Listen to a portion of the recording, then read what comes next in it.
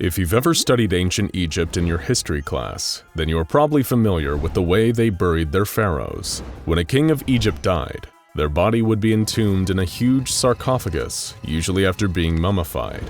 Mummification was the process that the ancient Egyptians used to preserve their dead, safeguarding a corpse with special chemicals and the application of cloth almost like bandages. This was done to keep cadavers from decaying, usually because of the belief that this would carry over into the afterlife. And it wasn't just the Egyptians that practiced mummification either. Mummies of human beings or animals have been found on almost every continent in the world. Sometimes a body can even be accidentally mummified through exposure to extreme cold, lack of oxygen, or other environmental factors that help keep the deceased preserved. Fun fact, the oldest recorded mummy isn't even one left behind by the ancient Egyptians. It is actually a naturally mummified severed head, estimated to be 6,000 years old. It was unearthed in South America in 1936. Yes, corpse preservation techniques can indeed be strange, but none are stranger than SCP-1176. Also known by the nickname, the Mellified Man.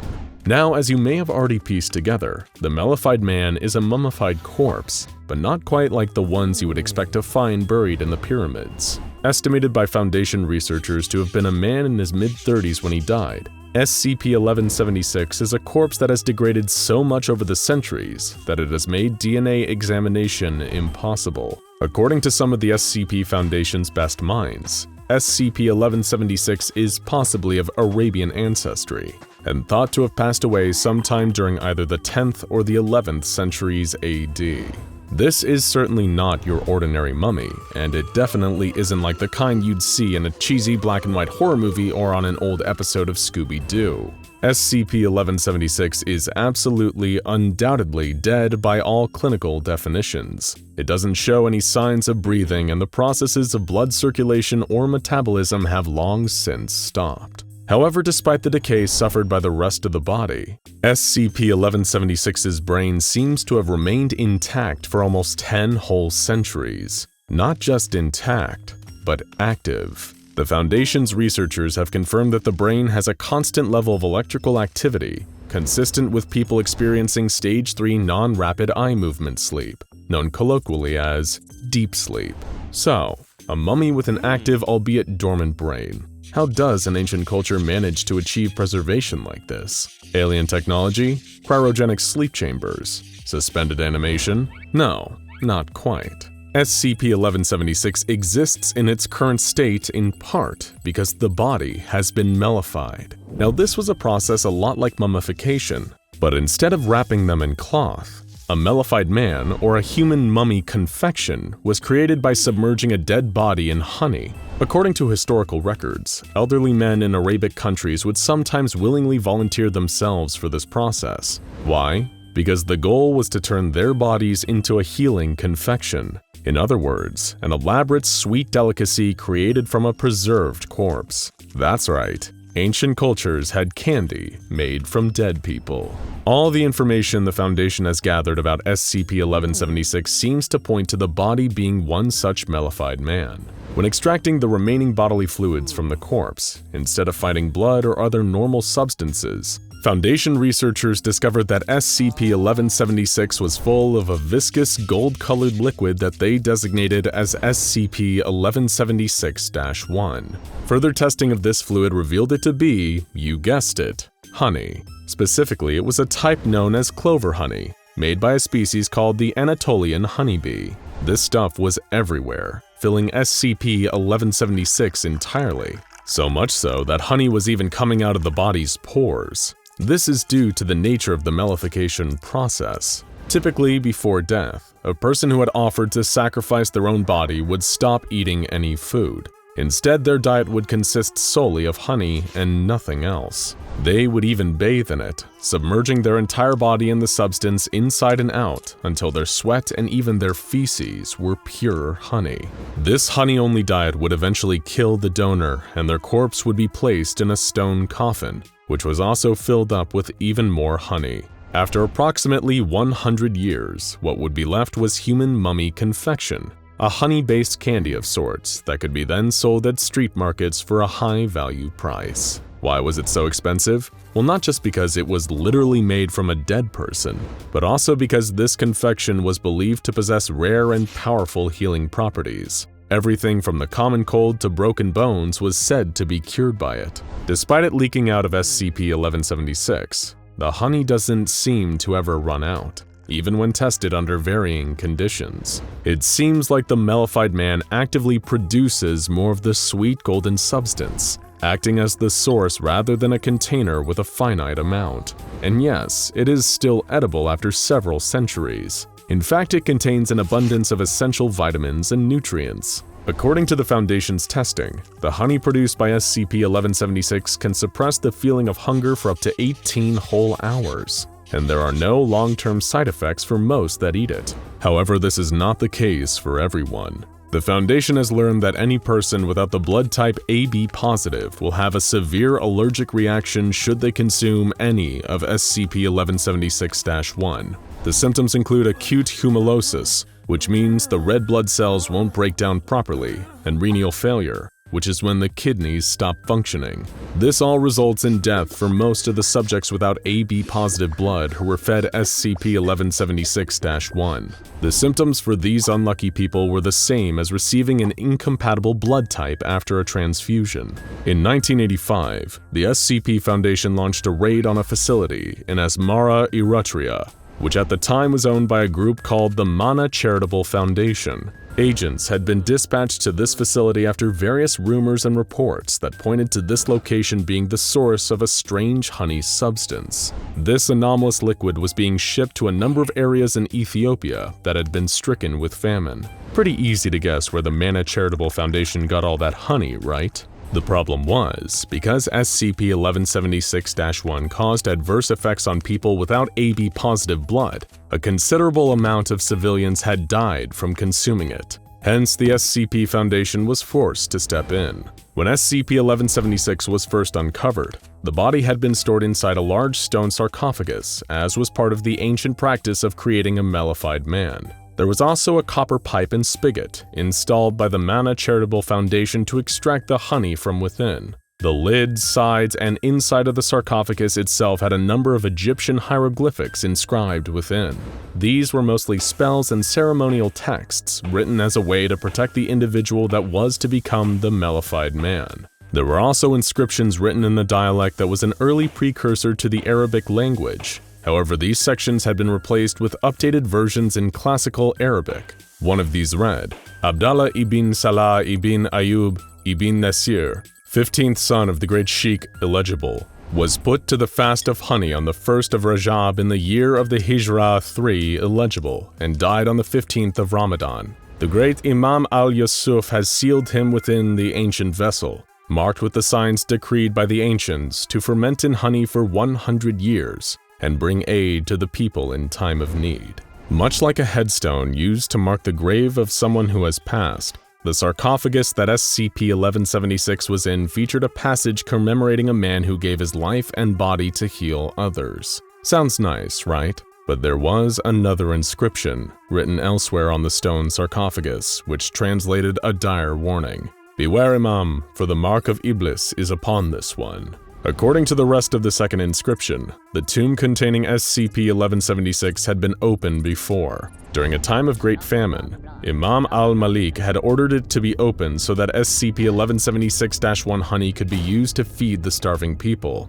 Jars upon jars were filled with the anomalous golden liquid and brought to the sheikh, the ruler of the land, as well as sent to the people suffering from the lack of food. However, the very next day a number of these people fell ill, stricken by a terrible fever that ultimately claimed their lives. Only the sheikh, his brothers, and his sons, who had all eaten the honey, survived. Any others who hadn't been killed by the fever accused the sheikh and his family of sorcery, and these surviving subjects attempted to destroy the body that had produced this cursed nectar. But when the sheikh's people found the mellified man, they witnessed in horror as the body stood upright, dancing around as it screamed and taunted the people. Al-Malik declared that the devil himself sent an evil spirit to corrupt SCP-1176. The honey confection was meant to be a means of healing, but it had been corrupted. The sarcophagus was then sealed, and the inscription on it finished with the following caution to any that found it. May God strike down any who would break these seals.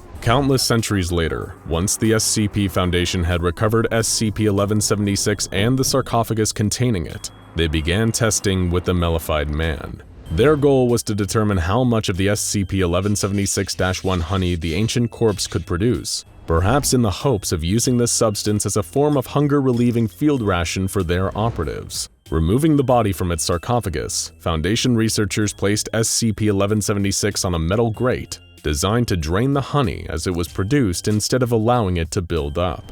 Over the course of several hours, more and more honey seemed to be produced, beginning at a rate of almost a liter per hour to almost 56 liters every hour. But then, after 10.5 hours of producing what seemed like an endless flow of honey, something unexpected happened. The deceased body of the mellified man, dead for hundreds if not thousands of years, woke up.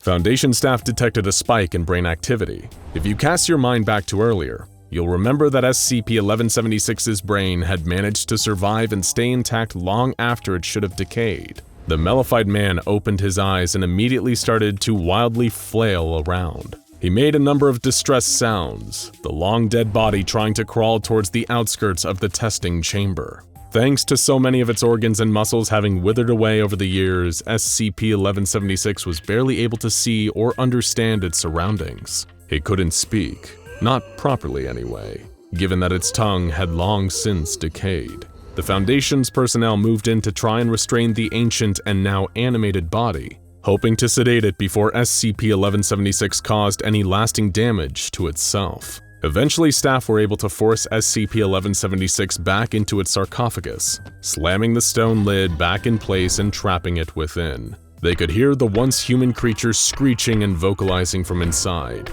bashing against the inside of the stone coffin with its head and limbs. It took 3 whole hours of this for the mellified man to return to its usual state, by which time its ancient bones were fractured beyond repair. SCP-1176 is a sad tale of a man who had willingly given his life to be a source of healing for people in need. He allowed himself to be mellified, turning into a confection that could bring an end to famine. And yet somehow, this was corrupted and turned into something that spread fever and pestilence. For now, the mellified man sleeps, but his brain is still alive inside. While he might be asleep, he may never be able to rest.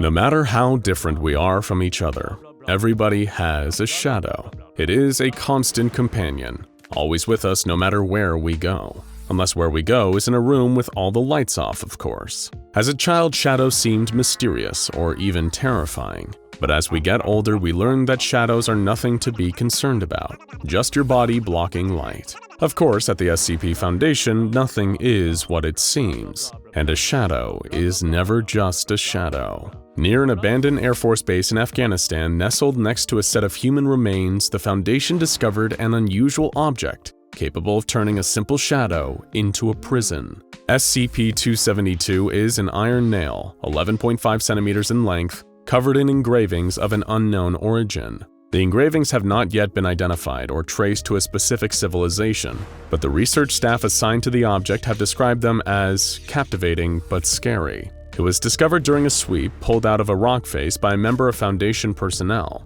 At first, he believed it to be an ordinary nail, until he dropped it. Suddenly, for no apparent reason, he was unable to move from the spot. He stood there calling out for help for 20 minutes before another member of personnel picked up the nail and he regained full range of motion. SCP-272, like many other objects in Foundation containment, is almost eerily mundane.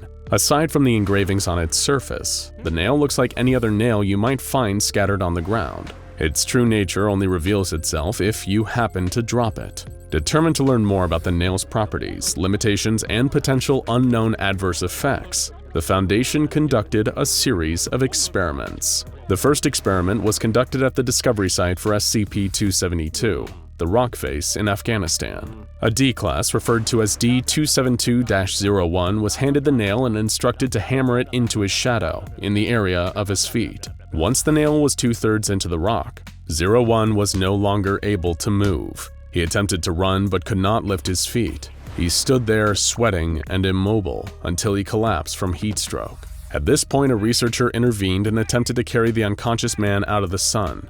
No matter how hard they tried, his body could not be moved until they removed the nail. 01 was taken to a hospital and administered fluids and a medical exam, and testing was suspended for the day. After determining that the nail immobilizes its victims by trapping their shadows and them in place, the research team wanted to test the limitations of this effect. If the nail needs a shadow to work, then what happens when there is no shadow present? A new D-Class 02 was selected and brought into the same discovery site. This time, however, they went after dark at approximately 10 p.m. The nail was dropped at 02's feet and embedded itself in the earth without needing to be hammered. Then 02 was instructed to walk 10 meters away from the nail. He managed this easily with no adverse effects. The experiment was relatively uneventful until 02 attempted to flee the scene and was terminated for his escape attempt. The body was disposed of, and the research team made note of their findings. The nail does not work if the subject is not casting a shadow.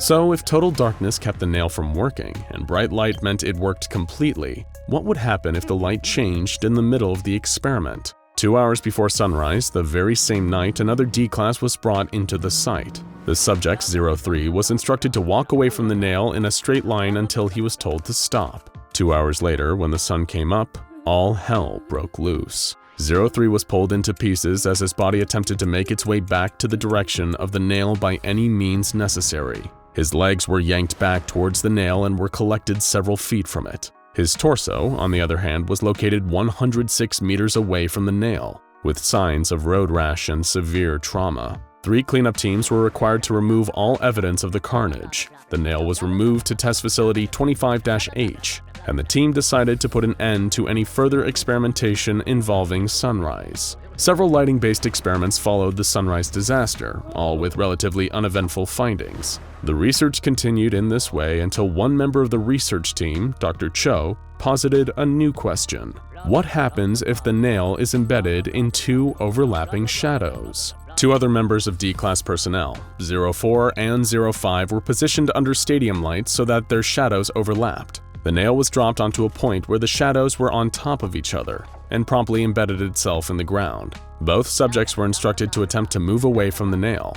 05 was completely trapped, unable to move her feet or walk away. Meanwhile, 04 was able to move freely with no consequences except for a feeling of a chill. So the nail is only able to hold one person at a time. In an attempt to see if there is a pattern present in terms of which person the nail will hold, if presented with multiple options, a follow-up experiment was conducted with 8 members of D-Class personnel, ranging in age from 18 to 59 years old. All 8 subjects were placed with their shadows overlapping, and the nail was dropped onto the point of overlap. The youngest subject, an 18-year-old boy, was held still by the nail. The other 7 test subjects let out a scream when the nail hit the ground and were reported to shiver throughout the duration of the test. When the 18-year-old was taken out of the study and the experiment was repeated, the second youngest person in the group was held in place. The experiment was repeated 4 more times, removing a subject each time until subject 07 collapsed from hypothermia. The next experiment was conducted outside, in a grassy field near the test site.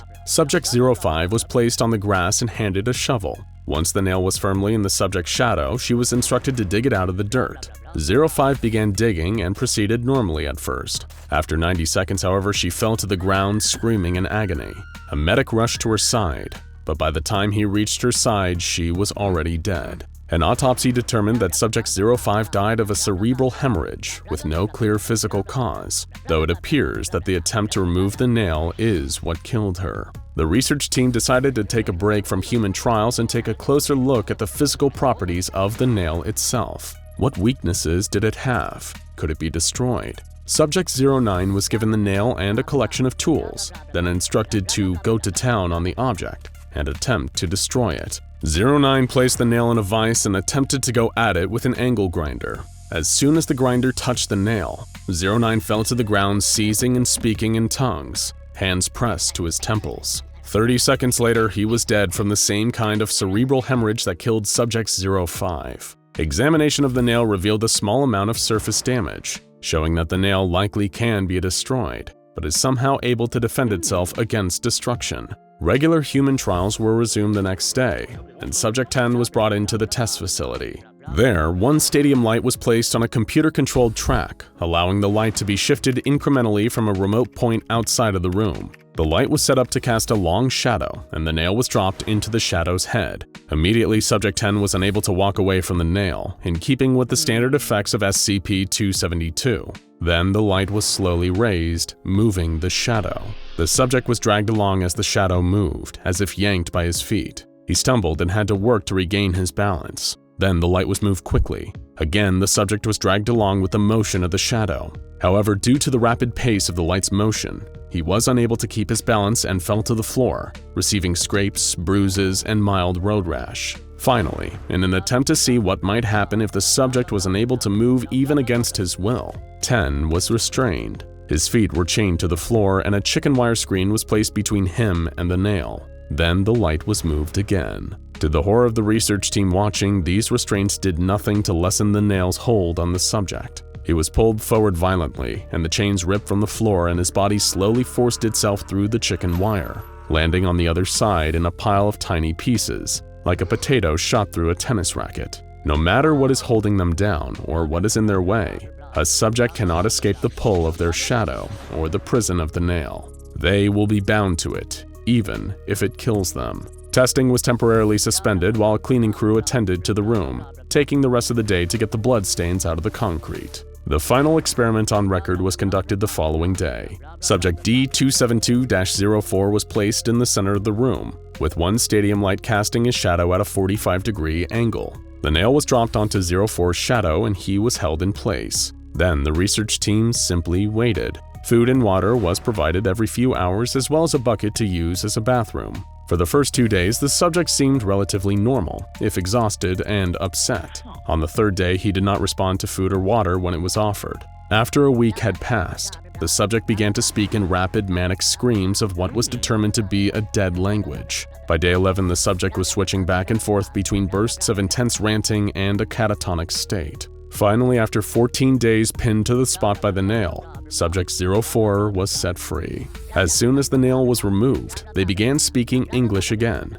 They were severely malnourished and visibly traumatized, but immediately began to recover once freed from the nail's hold. Portions of the subject's rants were recorded and translated by Dr. Kimuro, who attempted to interview the subject on the 14th day of the study. At one point, the subject said, "I cannot sleep. The screams are heard. I am not warm. The shadow steals." When asked how he was feeling, the subject began to tear at the skin on his arms and shout, "I am the prisoner of my own foolishness. Let my flesh crumble like the apple whose ashes burn at my tongue!" Not the most cheerful thing to hear, but not too out of the ordinary for a day's work at the SCP Foundation either. Following this experiment, human experimentation with SCP-272 was suspended until further notice. SCP-272 is kept in a small wooden box, hidden in a vault at Sector 25. Because nothing happens to the object as long as it is left alone, no further containment procedures are considered necessary. When the nails were moved from containment for experimentation, staff have been instructed to take extra care not to drop it. SCP-272 is considered a safe class SCP due to its inability to act on its own. It does not appear to do anything when left alone. However, there is clearly a great deal more to that little nail than meets the eye.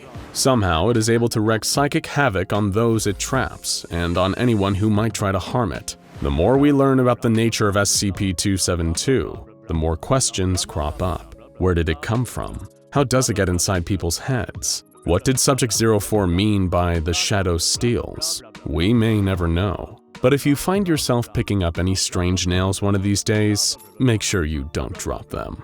In the long history of the world, the planet has played host to a wide variety of ancient civilizations. There are far too many of those for any one video to cover. People make it their careers to discover and catalog the civilizations that preceded us in the modern era. Archaeologists and historians make it their life's work to learn everything there is to know about these mighty empires and kingdoms that span vast swaths of land where there are now dozens of countries. A lot of these civilizations are famous, even school children know about them. Take a look at the Roman Empire, for example. Everyone knows about the mighty Roman Empire. Julius Caesar took control of the Roman Republic and created the empire that would go on to be one of the largest empires in history at the time. It controlled practically everything in Europe and North Africa, and even parts of Asia. The Romans made amazing advancements in culture, architecture, law, and practically everything else. In fact, their legacy can even be seen in pop culture today. The American Senate is modeled off the Roman Senate, and practically every nation in the world has their own kind of wine, a Roman invention. Or take the Macedonian Empire. A lot of people don't know its name, but you almost definitely know the person who created it, Alexander the Great. At only 20, he took his father's throne. Then he began launching military expeditions, and it soon became clear that young Alexander was a brilliant tactician. Never defeated in battle, he managed to extend his vast empire across all of West Asia and North Africa, stretching all the way to Egypt and India. Like Caesar would go on to do after him, he managed to create one of the largest empires in history. Except he did it all before he even turned 30. Though he died young and his empire was split apart by his generals, he brought Greek thought, culture, and philosophy, not to mention science, to the far reaches of Inner Asia. And of course, there is the Mongol Empire, led by the fearsome Genghis Khan. The Mongols, a nomadic people from Central Asia, were divided into dozens of distinct tribes until Genghis Khan united them under one flag. And from there, they spread outward violently into the rest of Asia, conquering China, Korea, Eastern Europe, and practically all of Asia. In doing so, they created the largest empire in history and killed somewhere near 40 million people in their conquests, 10% of the world's population at the time. But they also created a safe trade route from China to Europe, what is now known as the Silk Road, and their innovations with cavalry would go on to inform warfare using horses for the next 800 years. Moving out of Asia, there are also the legendary Mayans. The Mayans were more of a loose confederation of different tribes, working together to advance a common civilization. They didn't conquer as much land as the others, only one area in Central America, but they crafted a complex society with laws, civic duties, social rules, and extremely advanced religious rites and architecture. If you go to South America today, you can still see the remnants of their empire. Step pyramids that look sort of like ziggurats, deep in the South American jungle interior. They invented astronomy, calendars, writing, and many forms of art like mosaics, all without contact with European society. Needless to say, the advancements empires have made throughout history are so important, we use them in our daily lives all the time. And we know a lot about these ancient empires too. How could we not? They've made massive impacts on the planet and population, not to mention religion, culture, law, society as a whole. But what if there was an empire on the planet that was larger and more advanced than all of the ones we just looked through? And not just more advanced by a little bit. So advanced that they were creating nuclear reactors well before Alexander was taking his first steps, or Plutarch was trying to complete a history of the Greeks. So advanced that we still don't totally understand what they were capable of. I'd certainly call that anomalous, wouldn't you? And that's not all. What if this empire also managed to stay hidden from modern science for centuries? They didn't stay alive, but their ruins have never been found by the scientific community. Their relics have been squirreled away from the eyes of the world over the decades. You'd never find a reference to the Mechanite Empire in a history textbook or in a museum, and that's for a very good reason. The SCP Foundation has spent an extremely large amount of time and money ensuring that the evidence of this ancient empire never comes out to the rest of the world. But even if a culture creates anomalies, is the culture itself anomalous? Does it need to be contained? Especially if they're all long dead and their technology has degraded into unusability. Well, maybe. Except their technology is doing just fine. 2,000 years and counting, their technology is still working perfectly. In some cases better than our modern devices. How can that be possible? How can that not be anomalous? Well, as unbelievable as it might seem, it's true. We'll dive more into what exactly this empire out of Greece was in a bit, but for now we're going to look at an SCP file associated with them. Except this one couldn't be picked up, stuffed in a box, and shipped off to a containment locker in Site-19. You'll see why in a minute. But for now, let's just take a look at the file. SCP-2406 lacks any images or flashy documentation, so no clues there. Unless it's not possible to photograph the anomaly for some reason. The object class is safe, and the containment procedures aren't very long. A site, Provisional Site-31, has been constructed around SCP-2406 and is under the cover of a Kazakhstani military base. Provisional sites are temporary sites that the Foundation puts up in the field to contain an anomaly that can't easily be transported somewhere else for containment. And if it's a Kazakhstani military facility, the anomaly is probably somewhere in Kazakhstan and can't be moved. Seems reasonable enough. All personnel who work directly with SCP-2406 are required to wear a Type A hazmat suit when in contact with the anomaly, and to undergo a full decontamination bath upon exiting. Whatever SCP-2406 is, being in direct contact with it can be dangerous to humans. So the Foundation uses specialized hazardous material suits, the big yellow jumpsuits you see near radiation or chemical spill sites. On top of that, an armed contingent of guards are to remain in place in and around Provisional Site-31 to ensure no one unauthorized accesses the anomaly.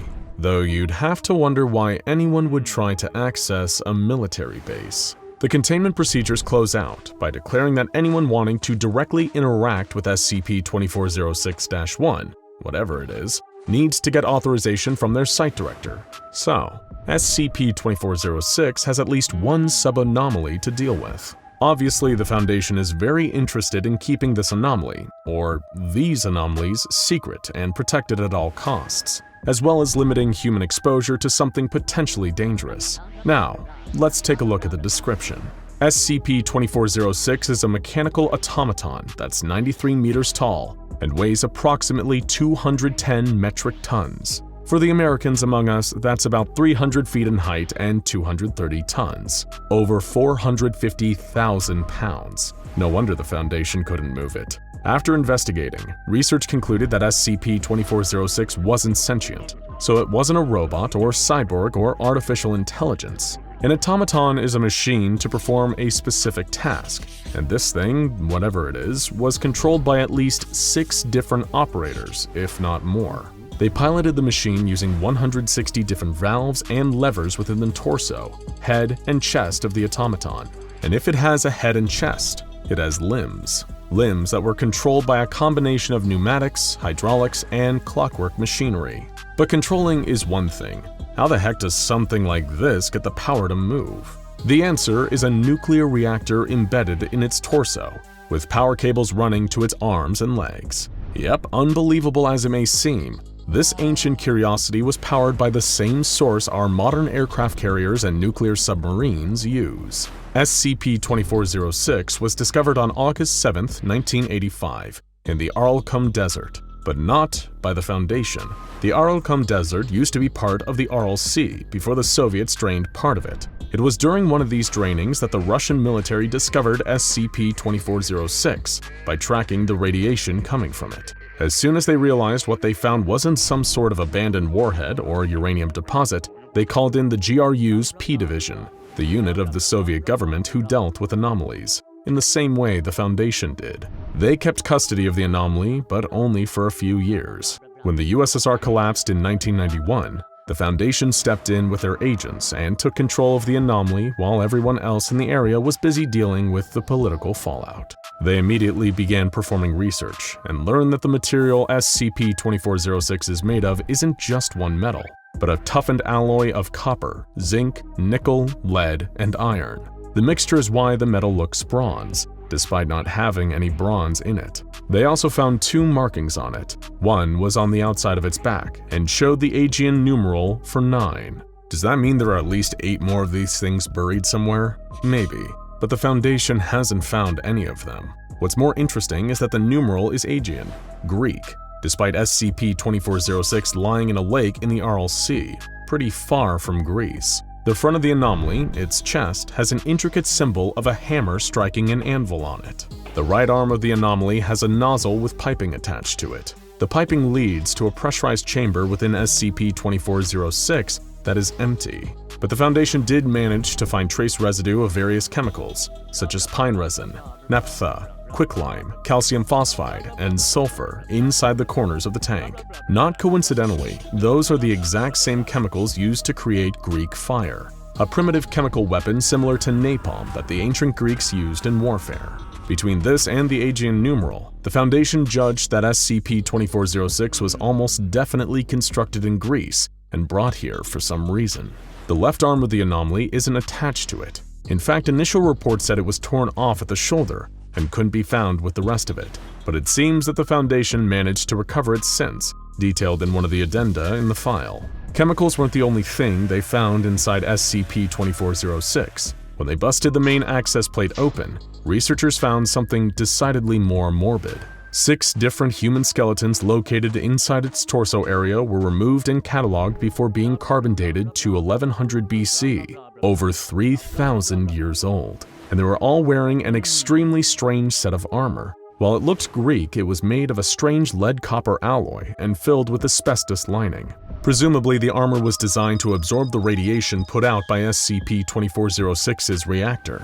There were also tubes from the helmets leading to the outside, so they could breathe safe air. One of the levers pumped water into the tubes so that the pilots didn't die of thirst, and another tube was near the groin, probably so they could pee. Seems like the designers ensuring that whoever was piloting SCP-2406 could do so for hours or days. The Foundation ensured through testing that SCP-2406 doesn't work. The limbs don't move, and many of the levers have rusted or broken. All of that damage from disuse is repairable, but there is even more extensive damage from combat. The limbs and head were first discovered run through by long, sharp spikes made of an unknown substance. Though it feels like chitin, its molecular structure is closer to coral, and on top of that, it's biological and contains some elements of human DNA. Parts of its limbs are also crushed or indented with a segmented pattern, like a boa constrictor wrapping around its prey. The evidence suggests that SCP-2406 was in an intense fight with some sort of giant monster and lost. But that's all in the past. SCP-2406 also has a more present problem: its reactor. It melted through the back of the anomaly, penetrating the Earth, and seems to still be burning incredibly hot and radioactive nearly a kilometer under the surface. Engineers think that when it was intact, it works similarly to natural nuclear reactions rather than modern reactors, like when a uranium deposit begins to undergo fission. If nothing else, it means that SCP-2406's designers were studying those, and were far more advanced scientifically than any other culture on the face of the planet at the time that we know of. While they were investigating the wreck, Foundation personnel also discovered something interesting: a watertight ceramic jar, like the ones ancient Egyptians used to preserve organs. When they broke the seal, they found 2 tightly bound scrolls written in a unique language resembling Mycenaean Greek. It took 10 years of research for the Foundation's best linguists to translate the scrolls. What they found confirmed their theory. The scrolls were religious and written by a group called the Followers of Mechane, the ancient precursors to what we now call the infamous Church of the Broken God, an anomalous cult that seeks to rebuild their deity and make themselves more than human. The Foundation's had run-ins with them in the past, but the documents indicate that 3,000 years ago, they weren't just a cult, they were an empire. The first scroll was translated to the following: "The Colossi were constructed in her schema.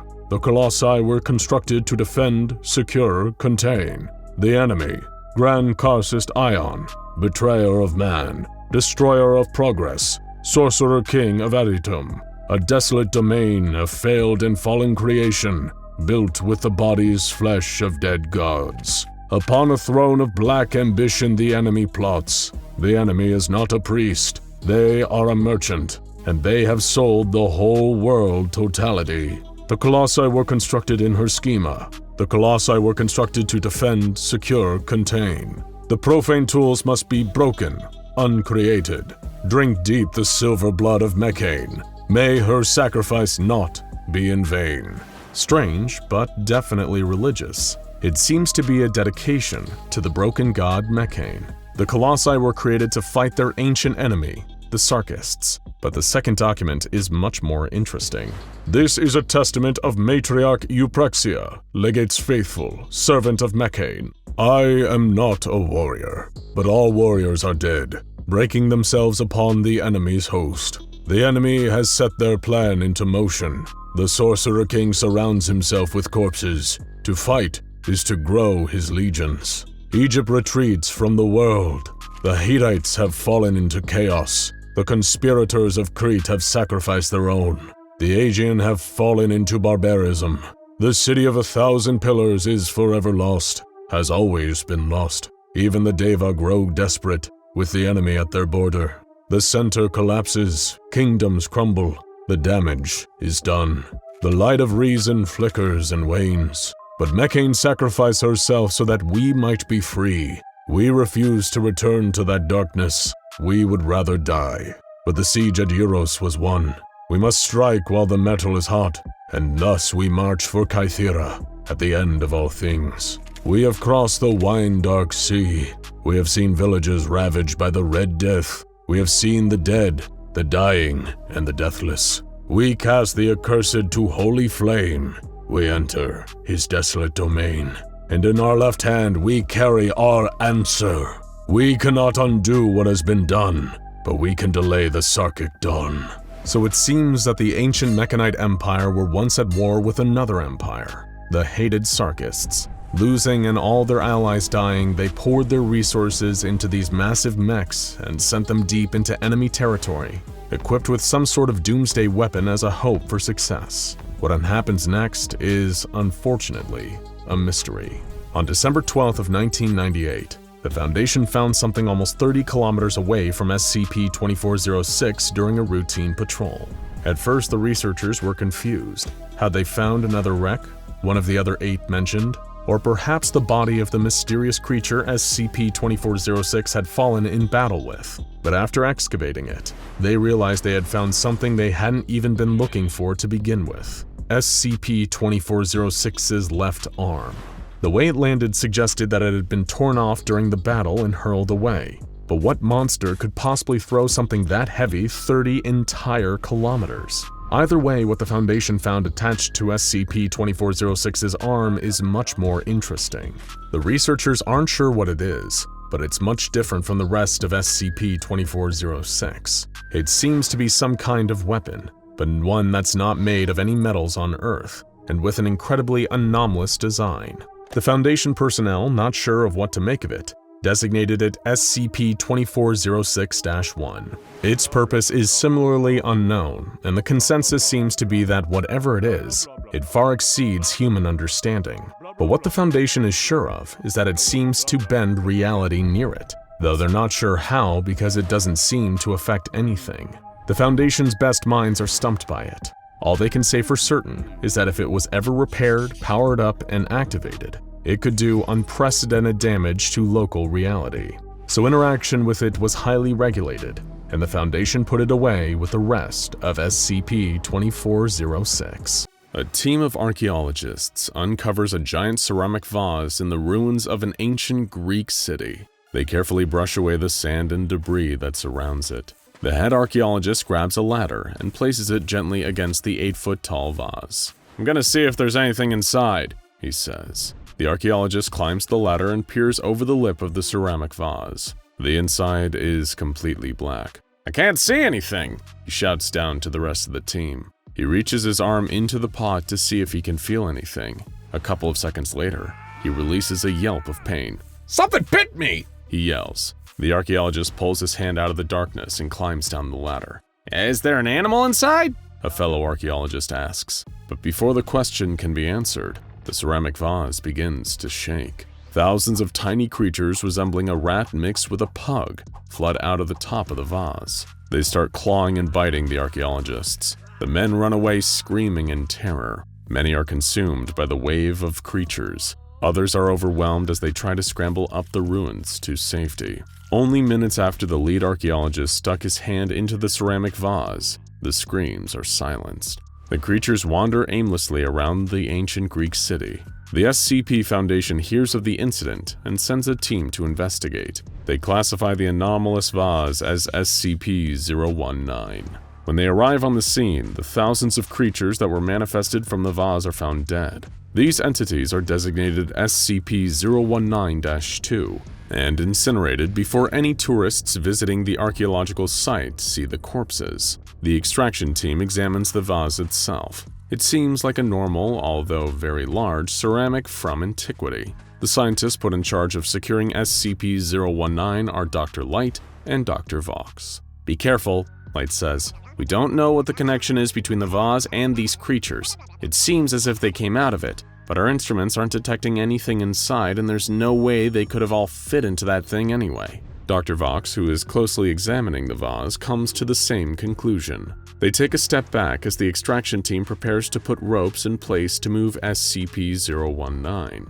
A rope is thrown over the vase. Part of it lands on top of the lip. Instantly, an instance of SCP-019-2 appears from the ceramic. It begins running around, clawing and biting anything it can, but is eventually captured by Dr. Vox. Well, now we know where the creatures came from. We'll bring it back to the lab for further study, the doctor says as he hands the creature off to one of the agents. The ropes are secured and the team begins to move the vase, but with every moment, another SCP-019-2 instance appears from the artifact. This is gonna get really annoying, says Dr. Light. Let's put the whole damn thing in a mobile containment chamber and let those little creatures run on top of each other rather than us chasing them around. Agreed, replies Vox. A containment pod is brought in. The team quickly moves SCP-019 into it as instance after instance of SCP-019-2 manifests from the vase. The doors to the pod are sealed. Light and Vox watch hundreds of small creatures run around inside. They bring the vase secured in the containment pod back to the SCP Foundation site, where it can be studied further. It is transferred to a containment chamber where it is observed by Light and Vox. After a few days, SCP-019 slows the manifestation rate of the SCP-019-2 creatures. When the vase was first secured, agents were ordered to shoot the creatures on sight, but the number of bullets being used was unreasonable, so they resorted to flamethrowers. The doctors decided the best course of action is to put SCP-019 into a room hooked up to an incinerator. This way, if too many creatures are manifested, they can all be burnt to a crisp with the push of a button. Dr. Vox can't help but think that this must have been what Captain Kirk felt like on the Starship Enterprise when it became infested with tribbles. Eventually, it is discovered that as long as SCP-019 is kept at 0 degrees Celsius and no one goes near it, the object only manifests one creature per hour. This is much easier to manage than the hordes of SCP-019-2 instances that came out of the vase previously. Doctors Light and Vox observe and collect data on SCP-019 through a glass viewport that looks into its containment chamber. The incinerator is turned on at least every 24 hours just to clear the room of creatures. When they are not working with the vase itself, the doctors examine SCP-019-2 entities to try and understand what they are and what they want. They capture one of the creatures and put it in a reinforced pen. Light and Vox provide the specimen with live chickens for food and as much water as the creature can drink. The noises that SCP-019-2 makes sounds like muffled sets of words. When linguists are brought in, they determine that the vocalizations are phonetically similar to ancient Hellenic languages. This is consistent with what was spoken at the ancient Greek city, where the ceramic vase was found. The doctors gave the specimen a series of puzzles to solve. It can make its way through a maze to find a piece of chicken, but when it is given opportunities to show its sentience, SCP-019-2 always falls short. Dr. Light and Dr. Vox determine the creatures are about as intelligent as lab rats. One of the most peculiar things is that SCP-019-2 instances only live for less than 48 hours. No matter how much food, water, or care is given to the creatures, they drop dead in a day or two after being manifested. Dr. Light moves one of the dead critters to an operating room where it can be dissected. She cuts down the middle of its stomach with a scalpel and peels the skin and muscle away. "Well, that explains that," she says to the other researchers standing in the room. "The muscles seem to degrade rapidly from the instant SCP-019-2 is manifested into our world. There is basically no digestive tract other than a mouth and throat, but the most surprising thing is the complete lack of internal organs." Dr. Vox pushes the intercom button from the viewing room in which he is observing the procedure. "What do you mean there are no internal organs? It must have some sort of brain and cardiovascular system." "Yeah, but that's about it," Dr. Light responds. "There appears to be a very simple central nervous system with a brain the size of a pea and a heart, but nothing else. This creature can't metabolize the food it eats or filter out toxins, and I have no idea how it breathes. We need to run more tests." With each new specimen that's examined, the results are the same. The creatures aren't very intelligent. They die in under 48 hours, and they lack pretty much any internal organs. Then one day, everything changes for the worst. The guard posted to watch over SCP-019 notes something strange occurred during his shift. Without fail, the vase manifests an instance of SCP-019-2 every hour, but around 3 a.m., no creature was generated, or at least that's what appeared to happen. The guard puts on protective equipment and enters the room to get a closer look, but there is nothing there. He locks up, records the anomaly, and returns to the viewing glass to continue his watch. Over the next hour, the vase manifests a creature as if everything is back to normal. The next day, Light and Vox arrive at work to find everything in chaos. The power in different sections of the facility is failing. It is as if something has gotten into the ducts and is chewing through the wiring. A team of agents uses thermal imaging devices to track down the entity that is causing all the mayhem. They bring it back to the research lab. "Take a look at this," the agent says, pointing at an empty operating table. He hands Dr. Light his thermal imaging goggles. Without them, there appears to be nothing on the table, but when she looks through the device, she can see an instance of SCP-019-2. "My God," Dr. Light whispers, "they're evolving." The creature is exactly the same as all the others, except this one is invisible. Suddenly, an alarm goes off and red warning lights turn on across the facility. Light rips off the goggles and looks at Dr. Vox. "We need to get back to the vase now," she yells. They sprint out of the operating room and down the hall. As they turn the corner, they hear gunshots and the spray of fire from flamethrowers. On the other side of the corridor where SCP-019 is contained, there are agents battling with thousands of instances of SCP-019-2. The flamethrowers that had been so effective at killing the creatures now appear useless. It is as if the creatures have evolved some sort of protective skin to combat the flames. "Oh no," gasps Dr. Light. "We gotta get out of here." She grabs Dr. Vox's shoulder and drags him with her as she runs down the hall. Behind them, the scream of agents can be heard. They are quickly muffled as thousands upon thousands of SCP-019-2 creatures overwhelm them. Light glances behind her to see what is happening. What she finds is a wall of creatures rushing towards her. There must be millions now. It seems like SCP-019 was tired of being contained by the Foundation and has sent an invasion force to escape its captors. "We're not going to make it!" Vox yells. He stumbles and falls to the ground. Dr. Light skids to a stop and turns to go back for him, but it's too late. The wave of SCP-019-2 is closing in.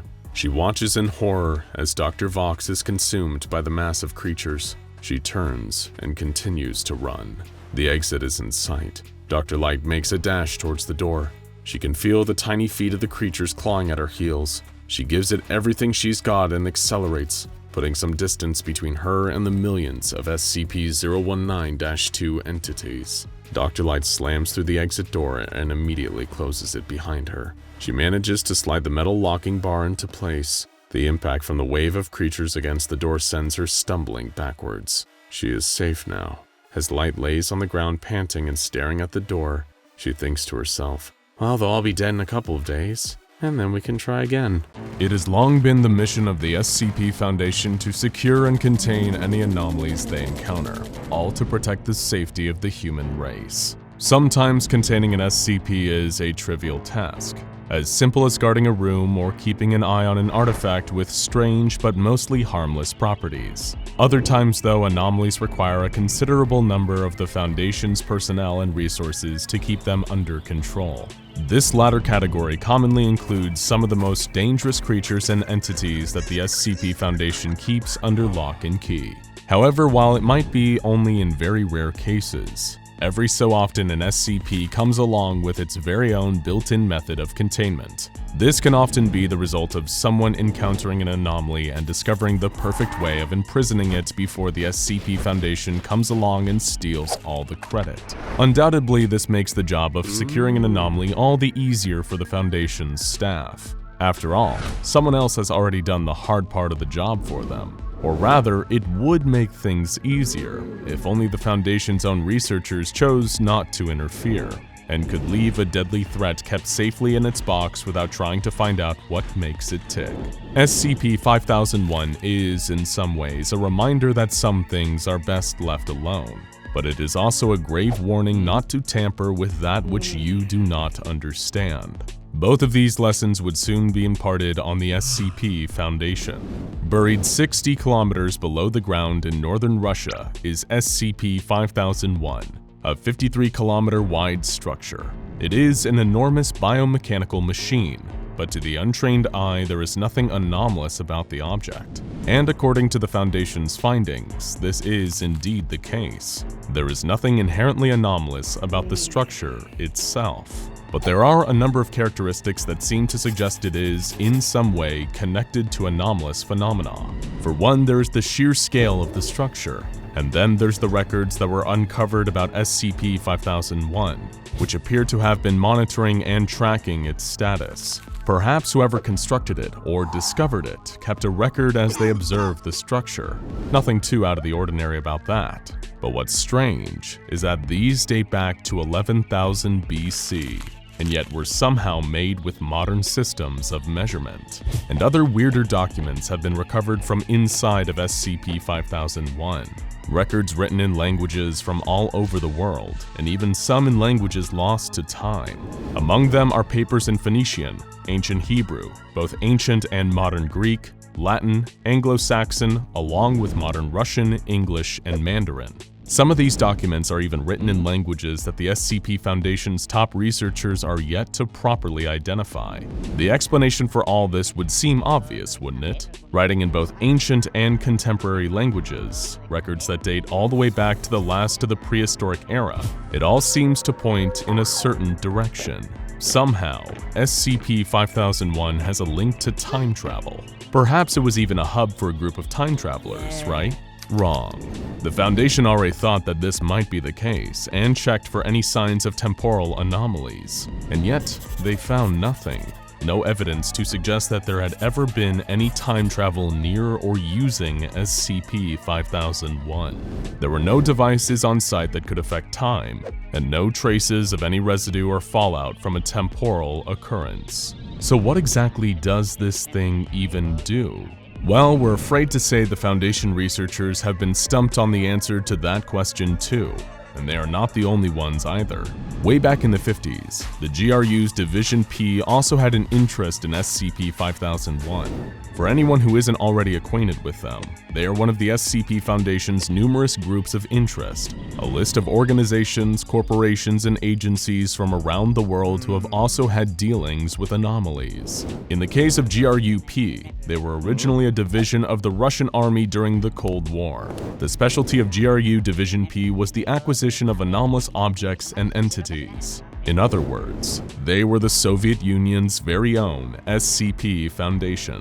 In 1953, GRU Division P was alerted to abnormal seismic activity in a narrow region of northern Russia. A team was immediately sent in to investigate and began attempting to take seismic measurements of the area in question. During their various experiments and tests, GRU Division P realized a discrepancy in their readings. Again and again, they checked and double-checked their results, only to discover that this reading wasn't the result of faulty equipment or even human error. There was something big nearby. What they hadn't yet realized was around 30 kilometers away, deep underground, was SCP-5001. Immediately, GRU Division P began drilling towards the location of SCP-5001, but for years found that they were unable to breach the exterior of the structure. Defeated, the project was abandoned in 1955. However, Soviet leader First Secretary Khrushchev seemed to have a vested interest in gaining access to SCP-5001.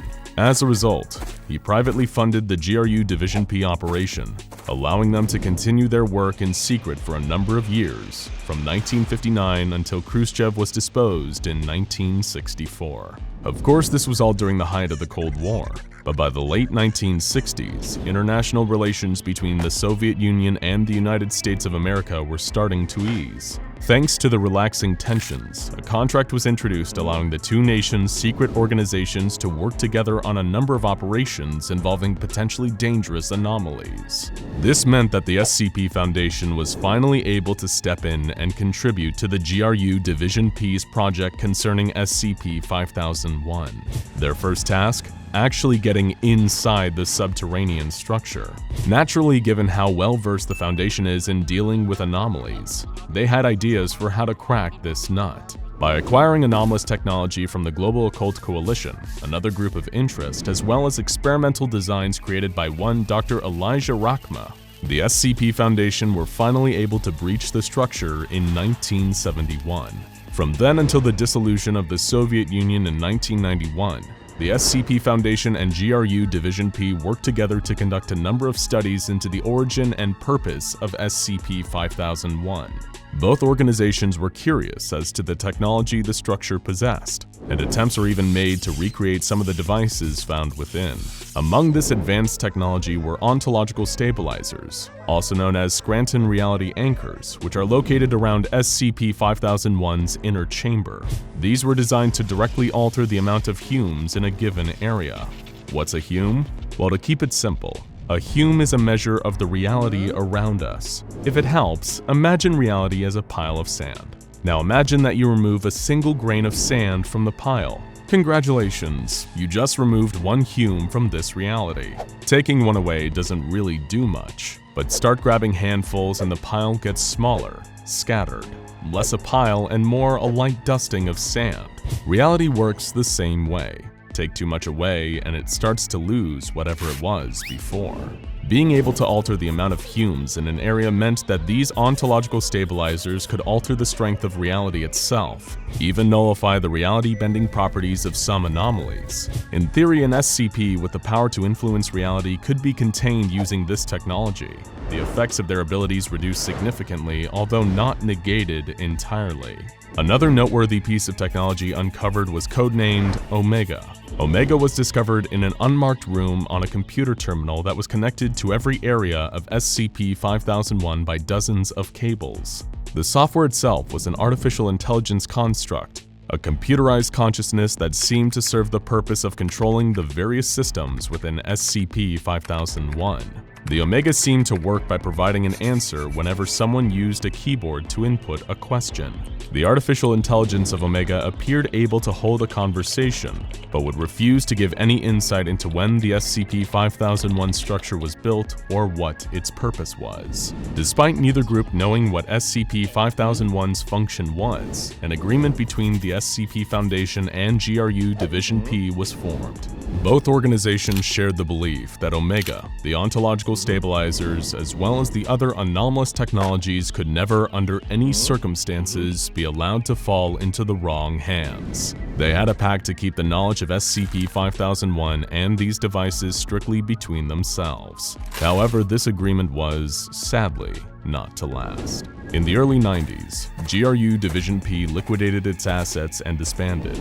A number of the Russian division's highest-ranking officers stole the anomalous technology that the organization had in its possession, which they then sold to Marshall Carter and Dark Limited. MC&D Ltd are yet another of the SCP Foundation's groups of interest. According to Foundation intelligence, Marshall Carter and Dark Limited is a London-based club that has caused numerous problems for the Foundation over the years. They have ties to wealthy figures across the globe and cater to the super-rich clientele by providing them with the most exclusive, expensive, and rare experiences available. How do they do this? By gathering the anomalous items and auctioning them off to the highest bidders. A number of GRU Division P operatives also joined up with the Chaos Insurgency. This is a group of interest that consists of personnel who previously worked for the Foundation, but have since broken away to pursue their own rogue agenda. Much like a number of other groups of interest, the insurgency uses anomalies and SCPs for their own benefit, as well as dabbling in a bit of arms dealing and the selling of highly classified intelligence. Hey, it's good to have a diverse portfolio. Despite former members of GRU Division P seeking alternative employment with some less than reputable groups, the SCP Foundation still managed to keep the existence and location of SCP-5001 a closely guarded secret. However, even with the structure fully under their control, their leading researchers were still baffled as to what exactly the purpose of the underground structure was, or rather, that was the case. On December 30th, 2019, an explosion erupted in the northeast sector of SCP-5001. The cause of the explosion was unknown, but the damage caused a tremendous and almost catastrophic loss of power. Whether the explosion had been triggered by one of the many groups of interest, like the former GRU Division P, or just a machinery malfunction, it almost caused the total destruction of SCP-5001. What would be so bad about that? Well, remember earlier when we said that every so often an SCP comes along with its very own built-in method of containment? You see, it wasn't the structure or technology of SCP-5001 that the Foundation should have been worried about. It was the thing inside of SCP-5001. Just as some Foundation researchers had long theorized, SCP-5001 was a cage, a containment unit for its own anomalous objects within, something powerful enough to alter reality right down to the Humes, hence the need for ontological stabilizers to dampen its power, and Omega to keep the place running. This entity, known either as SCP-5001-A or the Devourer, was being held inside SCP-5001, and when the structure was damaged, it was almost freed. While there was no data on SCP-5001's computer system about this being's appearance or the extent of its anomalous powers, whoever created SCP-5001 went to considerable effort to keep the Devourer contained, viewing it as a threat to all of reality. And all that effort was almost undone when the structure was damaged by the explosion. Fortunately, the SCP Foundation was able to re-establish containment of SCP-5001-A, though at the cost of a tremendous amount of lives. When personnel were finally permitted to re-enter SCP-5001, a number of the structure's core systems had been damaged, but it was still able to perform its primary function and keep the Devourer safely contained within. As personnel entered the structure, a message appeared through the Omega computer system that read, "Hello, my children. Although you have grown immensely since your earliest days, you have much room to grow. Your species' intellect is merely a bud with so much potential. Your weapons are powerful. Your medicine is supreme. Your engineering is beautiful. With proper guidance and care, you are sure to reach an elevated state of being and transcend your bodies for something more whole and perfect. That is why it pains me so dearly to request that you leave this place immediately. Your studying and probing have almost resulted in the end of all I have worked towards to keep you alive. If you comply, I guarantee that the Devourer will never escape, and your species will be free to pursue the enlightenment of technology for all eternity. Let this be my final gift to you, directly from the center of my broken heart." Okay, back up. Broken heart. Interesting. Where have we heard something like that before? We'd hate to jump to any conclusions, but when one hears about a being of great power related to large and mysterious machines, and that word again, broken, all the groups of interest that seem to be tied into SCP-5001, and we'd neglected to mention perhaps the most important of all, the Church of the Broken God. This religious organization that reveres industry and technology over the impurity of flesh has been united in a singular purpose, rebuilding their deity, the broken god Mechane, whose body was split apart in an attempt to preserve the future of mankind. Perhaps the heart of this great and ancient machine, this Devourer, is actually the heart of something else entirely. Though of course, there's only so much we can speculate. Knowledge, after all, can sometimes be like a flame. It can light your way, but if you get too close, you will inevitably be burned. If ever you're in doubt, ask the people devoured and assimilated by the heart of Mechane the last time it was freed by the Church. If ever the heart gets out again, you'll certainly be with them. The SCP Foundation has come so far. Their technology, their knowledge, their vast resources all allow them to contain some of the most powerful forces mankind has ever seen, and even some we haven't. But as SCP-5001 shows, there is still much that even the brightest researchers at the Foundation don't yet understand, and their drive to poke and prod at the unknown nearly led to the end of reality as we know it. Perhaps one day we'll be able to fully understand just what the Devourer is, and the ways that SCP-5001 worked to protect us from it, but we're not there yet, and there's no guarantee that we ever will be. While the pursuit of knowledge is always an admirable one, when it comes to SCP-5001, maybe the Foundation should have left well enough alone. In 1961, the SCP Foundation discovered a town that was completely devoid of all life. Not long before their arrival, Darrington, North Carolina had been a community with high aspirations, a deeply religious township of devout Christians, many of whom were seeking greater prosperity from their lives. But now their home was a ghost town, with no sign of any prior Darrington resident to be found. Where in the hell had they all gone? It hardly seemed like the population of an entire town would all simultaneously decide to up sticks and leave to pastures new. But then again, maybe the citizens of Darrington hadn't left at all. Perhaps they weren't even really still human and had taken up residence somewhere much darker, like underground. This is the story of one of the earliest known instances of a phenomenon now known under the designation of SCP-3089, or to use its alternative name, that old-time religion. When the SCP Foundation arrived in a desolate Darrington to find the townsfolk had all vanished, they immediately began an investigation into the exact hows and whys, the answers to what exactly had happened here. After all, while not a huge place, Darrington was home to nearly 1,000 residents, and that many people don't just disappear, if they even had disappeared and weren't just dormant. But what the Foundation uncovered was a gruesome discovery that led them to not only demolishing the entire North Carolinian town, but purchasing all the land around it to keep the area under permanent observation. Prior to the demolition, however, the Ministry of Sevenfold Blessing had been one of the oldest buildings in Darrington, much like most town churches. And it was while searching the offices of this church that the Foundation cleanup crews discovered their first piece of evidence, the initial clue about what had happened to this deserted town. They recovered a series of cassette tapes, each with a recording of sermons that had been given within the Ministry of Sevenfold Blessing. These were all delivered by one Pastor Bartholomew Jenner, the first having been recorded on August 17th of 1959, 2 years earlier. My friends, I want to talk to you about what the Bible offers tonight, Pastor Jenner began in the first of these recordings. I want to talk to you about what you are owed.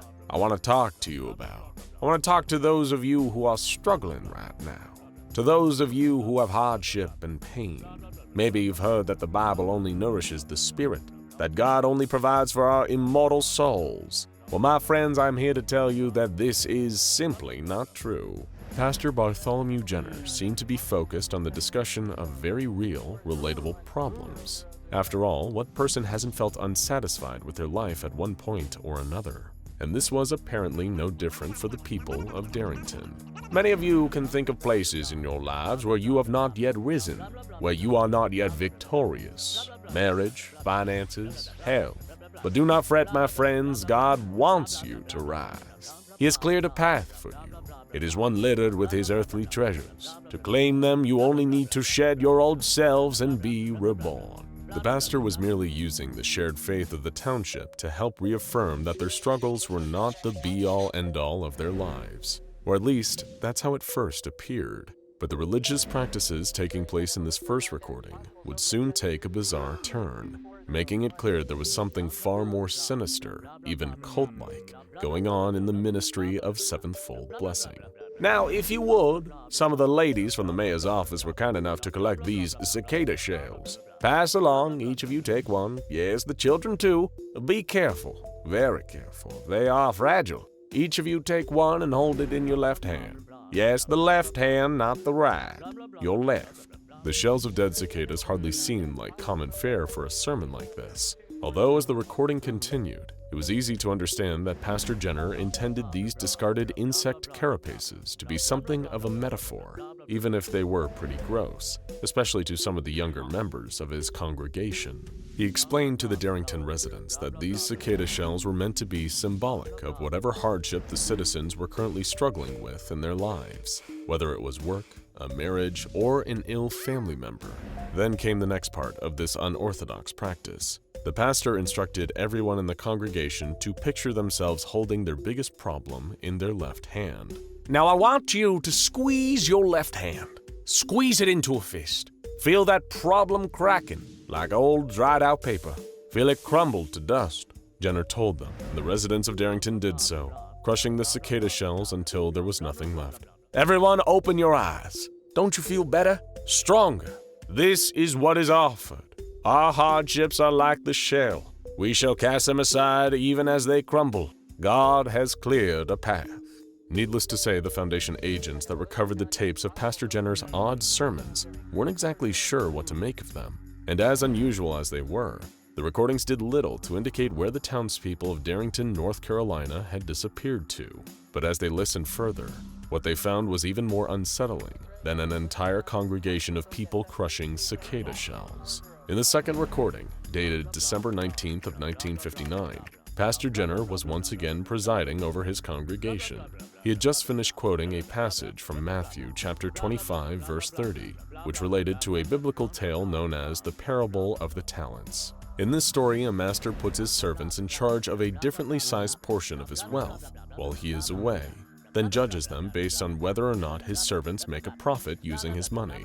The third servant, who had received the least talents, meaning an amount of money, was punished for burying his share in the ground. Cast out into the outer darkness, to face weeping and gnashing of teeth. It was after making mention of this unprofitable servant that Pastor Jenner went on to address even more of the bizarre, almost ritualistic practices he had been introducing to his sermons. Now, some of you have expressed concerns over the new sacraments. A few have even called them sacrilege. And yet, have we not prospered? Have these same naysayers, these same doubting Thomases, not profited from our good works? The pastor declared. I have shown you how to heal the sick with the Lord's Prayer and the blood of an unbaptized child. I have shown you how to see your future in the stemming entrails of a quivering crow.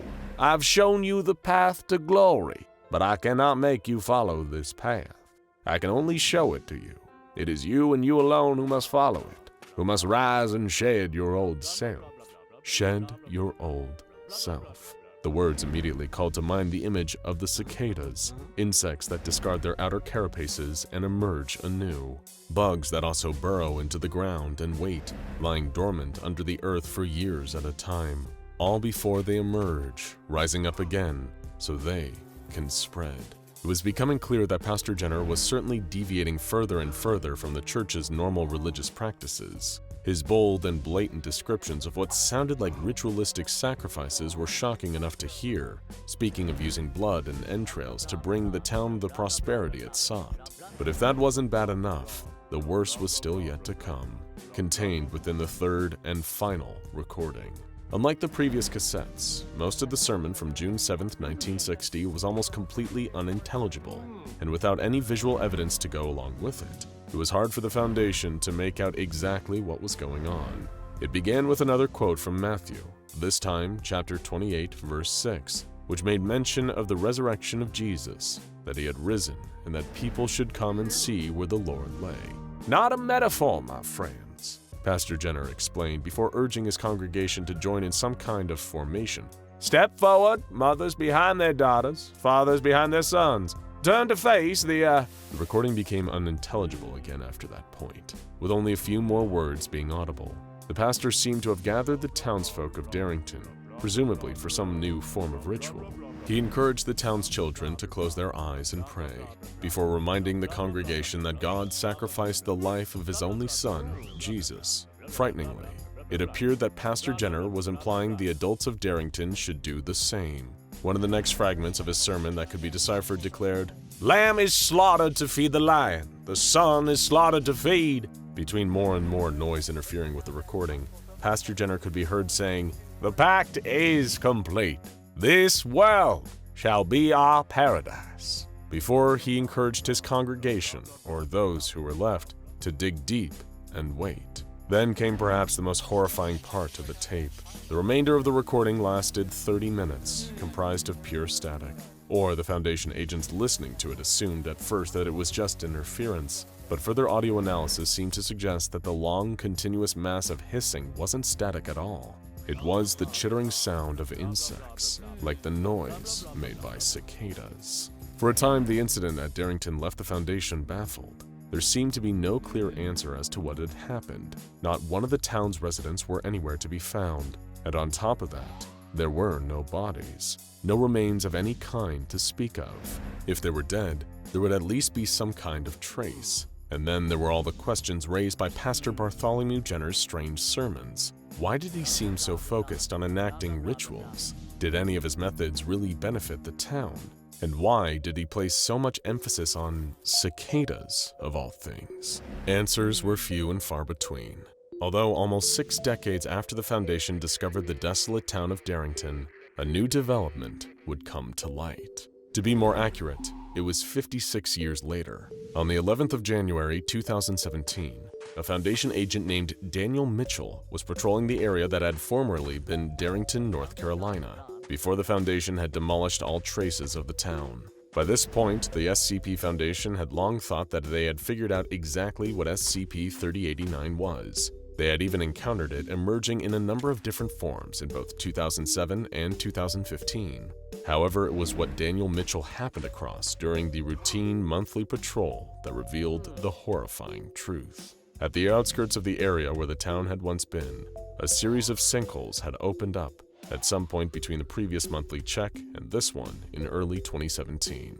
And if you think that these sinkholes caused a disturbance in the earth and uncovered all the bodies of the former residents of Darrington, you'd be wrong. It was far, far stranger. The Foundation conducted a full-scale examination of the sinkholes around the demolished North Carolinian town. And these weren't just a few patches of loose ground that had sunk through. The geological survey the Foundation carried out quickly revealed that these sinkholes led to an extensive network of tunnels underground. They extended several hundred kilometers outwards, practically covering the entire underside of where Darrington had been. The tunnels seemed far too big than any other created by any natural means, but the entire network also appeared too rudimentary, too imperfect to have been carved using any modern excavation technology, like a large drill. Plus, if any equipment like that had been on site, the Foundation would have noticed, as they kept the area monitored. It was almost like something had been burrowing through the ground, only to eventually crawl back up to the surface, resulting in the sinkholes. What's more, the Foundation's geological tests suggested that the network of tunnels was almost 4 decades old. That would have placed the date of their creation about 10 years after the disappearance of everyone in Darrington. Naturally, the Foundation immediately launched a mission to explore more of the tunnels. Before even completing a full sweep of the underground space in its entirety, they had made another discovery. Contained within the tunnels was over a whole ton of organic material that had been mostly preserved without decomposing too much. The SCP Foundation began gathering samples for testing, finding most of this material to be severely desiccated dermis tissue. That is the dense layer of skin beneath the epidermis, and it had all been entirely dried out. But that wasn't all the testing uncovered. According to genetic analysis, the tissue had 2 distinct types of DNA present. The first being easily identified as human genetic material, which made sense. Despite the material lacking in moisture, the dermis tissue didn't match the skin of any other mammal. But then there was the other DNA present. Combined with the expected human DNA was the presence of something else that the Foundation researchers had quite some difficulty finding a match for. Eventually, they determined that this genetic material entangled with the human DNA belonged to the Cicadata montana, better known as the New Forest cicada.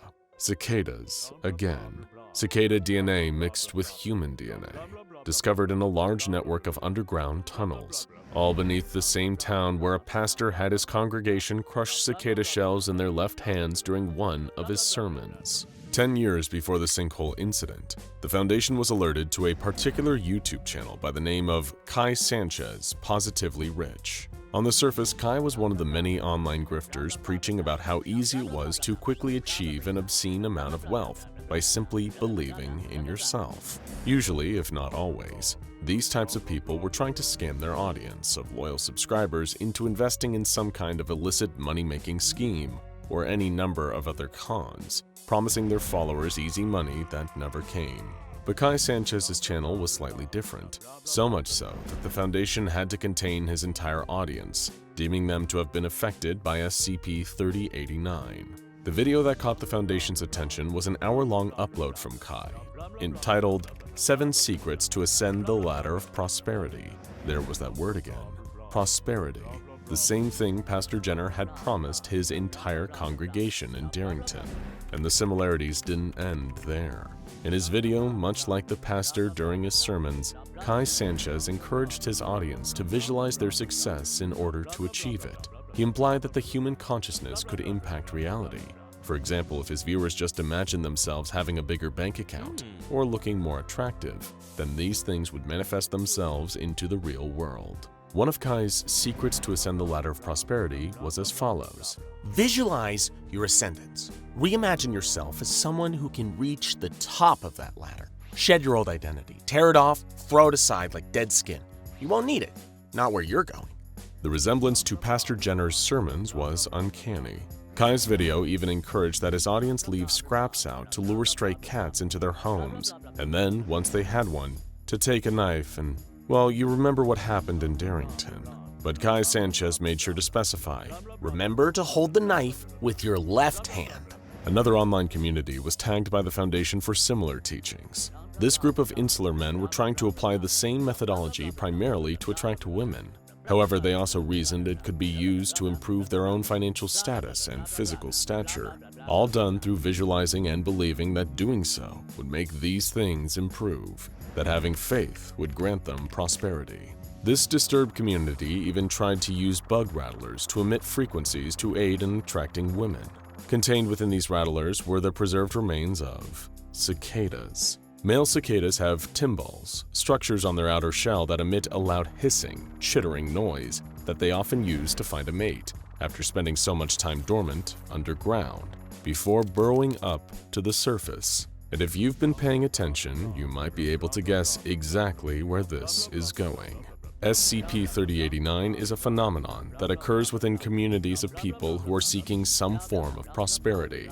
Whether that community be a town, a group of like-minded people online, or any other group of collected individuals. The particular type of prosperity these people are all seeking can be anything from spiritual enlightenment to financial success. The SCP Foundation does not yet quite understand exactly how SCP-3089 starts, only that the communities affected by it will attempt to achieve their chosen material success through the application of rituals, like visualizing what they hope to overcome and achieve, and practicing sacrifices. In short, these people have to believe these acts will grant them what they want. They need to be willing to go far enough to do unspeakable things. They need to have faith. Although what they don't realize is, some things can feed on that faith.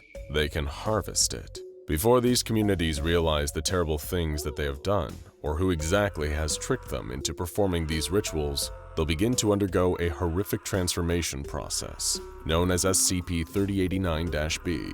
It begins in the chrysalis stage. Members of a community that have been affected by SCP-3089 will experience a declined state of metabolism, now classified as an instance of SCP-3089-A.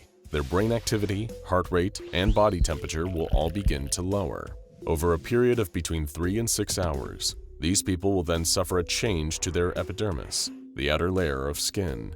It starts to harden until it has formed a dense, brittle substance, like a shell. Next comes the second stage of SCP-3089-B, metamorphosis. Internally, SCP-3089-A individuals will develop a number of tetromas, a type of germ cell tumor that can contain several different types of tissue, such as hair, muscle, and bone.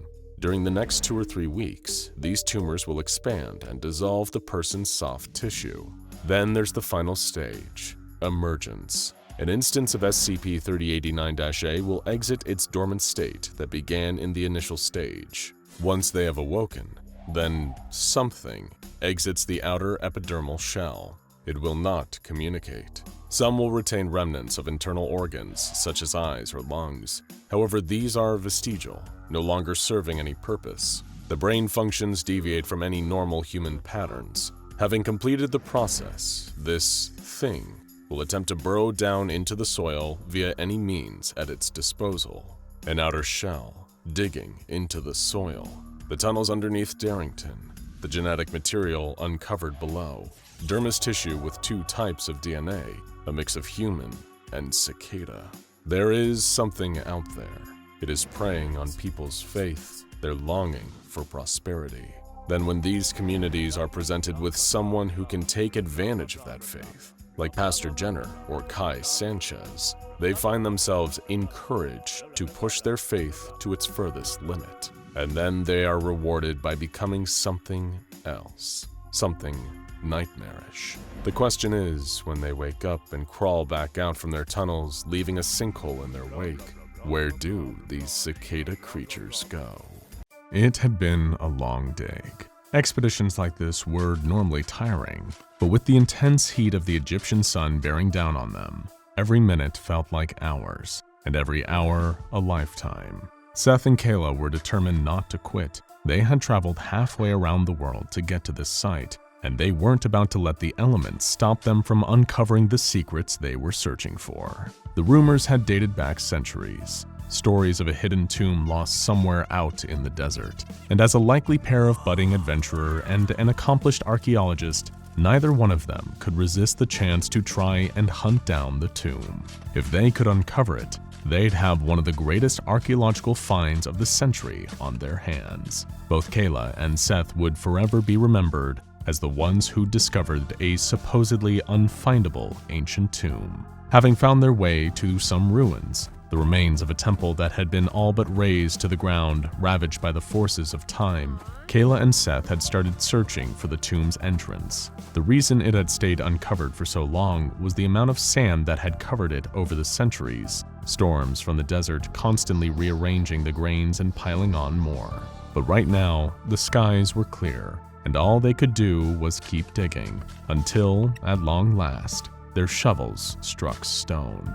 Clearing a path to the entrance, Kayla flipped on a torch as she led her archaeologist friend down a flight of stairs carved into the stone. Seth followed her as they traversed further and further down, the air getting stale the deeper they went. The whole while there was a gnawing concern at the back of both of their minds that the rocky ceiling above could give way at any moment, trapping them both underground. But before each of them could voice their worry out loud, they arrived at a large stone door, left wide open about 20 meters beneath the surface. "Is this really it?" Kayla asked in disbelief. "It might be," Seth replied, the excitement in his voice like that of a kid on Christmas morning. Standing before them, beyond the threshold of the open entrance, was a chamber of stone. Its ceiling was secure, about 7 meters high, and the walls had been covered in hieroglyphics. Immediately, Seth shot over to the nearest wall, pulling a battered journal out of his bag to start to try to translate what had been written. While he was doing that, Kayla's attention fell over the rest of the room. For a tomb, there was a surprising lack of a sarcophagus, nor any other similar resting place for a body, with no signs that anyone else had already been here to remove one either. All there really was within was a few bowls, randomly placed around the chamber. Kayla's torchlight fell over one of the bowls, and she knelt down to take a closer look at its contents.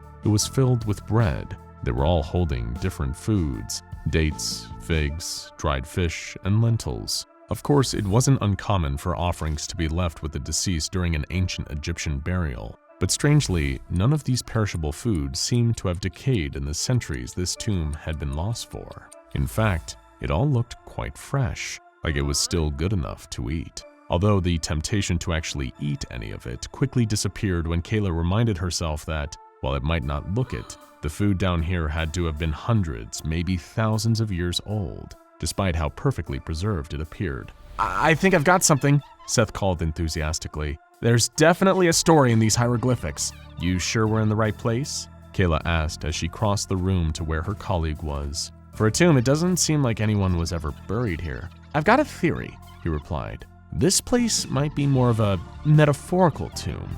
"Right, that makes complete sense." Her sarcasm was unmistakable.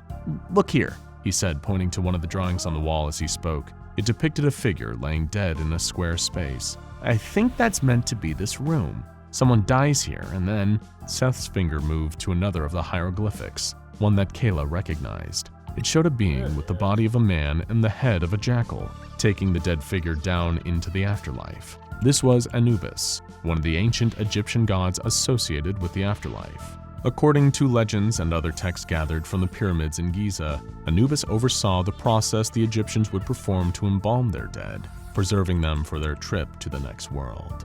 Anubis takes whoever they are to the judgment hall of the afterlife to be brought before, Seth explained, only to be cut off. Osiris, god of fertility, the afterlife, and the dead, Kayla interrupted. She had already spotted the next being depicted in the glyphs, a tall figure with a distinctive headpiece, holding a symbolic crook and flail. Oversaw resurrection, life, probably many other things. Yeah, he was a god with a few different hats, Seth attempted to joke. Well, just the same one hat he's always shown wearing. Also, technically not a hat, the atif was a type of crown, and so, hold on, Kayla interjected again.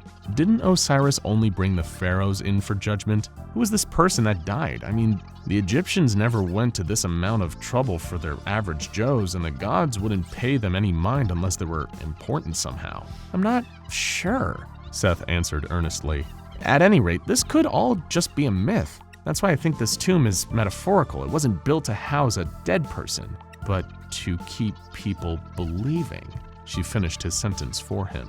He then pointed out the next part of the glyphs, the dead figure arriving in the afterlife, carried by Anubis for judgment, and then handing an object to Osiris. Seth explained there was a certain myth surrounding Osiris and his resurrection, a story that told of all of his dead body parts being found except one. Without it, the god could not be fully resurrected. My theory is that is Osiris's missing appendage, as it were. Seth's face was red as he tried to keep his composure. After our mysterious friend handed it over, the hieroglyphs showed the nameless dead figure being taken from Anubis's hand by Osiris, who then placed them back in the room they had started in, the same chamber Seth and Kayla were standing in. It seemed they had been resurrected after death. Giving Osiris something that the god had wanted had earned this figure a free pass back to the land of the living. The glyphs also showed bowls of food around the tomb, like the ones Kayla had found dotted around the room. There was a type of aura drawn around the unknown figure now, almost like a personal shield. According to the drawings and symbols on the walls and Seth's hastily translation of their meaning, this was some form of protection granted by Osiris himself. The aura was meant to prevent the figure from harm, meaning they couldn't die again. However, the next portion of the story showed Anubis damaging the shield, possibly out of jealousy or spite, or perhaps defying Osiris, tampering with the natural order of things by protecting the figure from death, as well as causing damage to the aura of immortality that Osiris had bestowed upon them. Anubis drained the figure of all of their blood, which then caused them to go and do the same to others. Seth continued interpreting aloud. It would find people, drink their blood to sustain it, like, don't say it, Kayla sighed. I mean, it's a lot like a Egypt gave us mummies. They can't have another native monster from horror B movies, she interrupted. Well, maybe the legend found its way here somehow, or at least a more ancient Egyptian version of it, her counterpart tried to reason. It looks like here the figure was far healthier after consuming blood. See how the aura around them is repaired now? But Seth, look at what they're standing on, Kayla whispered. One of the final images in the glyphs did display exactly what Seth had described, but beneath the feet of the figure, who now seemed replenished, was a mass of bodies, a pile of human corpses with one person standing at the very top. Who'd want to live forever anyway? Kayla muttered almost inaudibly. Hey, come and have a look at these. Leaning over, she picked up one of the food bowls from the floor, brimming with offerings of dates. She handed it to Seth, who marveled at how well preserved the food was. That's incredible, he remarked. This bowl looks like it's at least several thousand years old. I guess maybe 2500 BCE, but the dates... He picked one out of the bowl and sniffed it, put it back, and then did the same with another, making sure it wasn't a fluke. The conditions couldn't possibly have kept them fresh. So, how is it there are bowls of food all over this room that still look edible? She asked. I honestly have no... he began to say, but the sound of heavy, grinding stone interrupted Seth's sentence. Both he and Kayla looked in horror as they witnessed the entrance of the tomb being sealed, the heavy stone door dropping moments away from sealing them in. Seth, we need to run, Kayla urged, grabbing her bag. If we move now, we can get out of here before we get shut in. But, Seth protested, looking around the tomb, the glyph walls that had only just been discovered. Nobody would know that he and Kayla had found them if they ran now. He looked around the room, pondering for a moment, his eyes darting from a bowl of bread to the bowl of dates in his hands. We should at least take photos. No time. Our lives aren't worth proving what we found. Better to make it out than be buried alive, Kayla shouted, darting towards the entrance, ducking under the slowly lowering stone door. Seth, come on, she called from the other side. Despite her calls for him to move, Her fellow explorer didn't follow. He just stood there, watching the door get lower and the only way back to the surface get narrower. By the time it had completely closed, Kayla's voice sounded so much further away that Seth could barely make out what she was saying. "I'll get help! Find some way to get you out!" Kayla screamed at the wall now separating her from the tomb. "If you can hear me, Seth, ration the water in your bag. Take small sips every few hours." Seth already knew that the human body could survive around 3 weeks on just water and no food, and he trusted Kayla would have figured out how to get him out by then. He gave another glance to the food bowls scattered throughout the tomb. The idea of eating any of it, knowing how old it all potentially was, did turn his stomach a little. But if it came down to having to eat just a bite in order to survive a little longer, Seth was sure it looked fresh enough to still be edible. It couldn't hurt to take a bite, right? Over the next few days, Seth's focus was spent entirely on photographing and transcribing more of the hieroglyphics, occasionally stopping to take swigs of water from his canteen. If anything, it was more to combat how warm and stuffy it was being locked inside the stone chamber 20 meters underground. Meanwhile, unseen to Seth, outside Kayla was working tirelessly to try and figure out a way to get the door open. She had been searching for days for any sign or some kind of switch or lever that would unseal the chamber entrance. There had to be some mechanism that had caused the stone door to shut itself in the first place, but there was nothing around that looked like it fit that description. As much as she urged Seth to abandon his archaeological finders keeper's pride, Kayla was hesitant to make the long journey back across the desert to Cairo to get help. Anyone she brought to the dig site might claim the discovery as their own, and more to the point, the more time she spent traveling across the desert for help, the more time Seth would spend trapped, succumbing to gradual dehydration and starvation. Little was Kayla aware. It was already too late. Seth hadn't been observing her warning about managing the amounts of water he was drinking, and pretty soon, his canteen was empty. He cursed himself, annoyed for being so involved in his discovery that he'd now potentially put his own life at risk. But then he remembered the food bowls. Kneeling down, he picked up the nearest one, the same bowl with all the dates in it. Shaking his head at the thought, he put them back down again. The longer he waited, the more Seth began to worry that maybe Kayla had abandoned him. And if she had, then he was faced with the inevitability that he would die down here, lost and forgotten in an ancient tomb underground. He couldn't help but find something ironic about the whole thing. He was going to die in a tomb whose walls told the tale of a dead person being brought back to life. Maybe in a few hundred years, more archaeologists would find this buried room and think he was the one the tomb had been constructed for. Even trying to put an ironic spin on things wasn't enough to give Seth much peace when staring down the possibility he might not see the sun and walk above ground again. And getting closer to death is what made him want to avoid it, tempting him towards the bowls of food. Every time he tried to remind himself not to touch any of it, the pain in his stomach swelled, even greater, reminding him of his own hunger. With no clear view of the sky, Seth had little clue just how many days he'd been trapped in the tomb, although he was sure it was approaching the day 4 threshold. He couldn't survive much longer beyond that point without eating. As the days dragged on, he abandoned his research and note-taking. It was impossible to focus on translating hieroglyphics when he was in so much pain, aching from the heat and having no food or water, exhaustion causing him to pass out, his body trying to conserve its already limited reserves of energy. Eventually, Seth started trying to rationalize eating at least a date or two. The food hadn't decomposed or rotted at all. Even introducing air from outside when the tomb was first opened hadn't changed the state of any of it at all. Not the dates, nor the bread, or the fish. It still looked fresh and edible, and after God knows how long without eating, it was beginning to look all the more appealing to the starving archaeologist. Who cares if it had been there for 1,000 years or longer?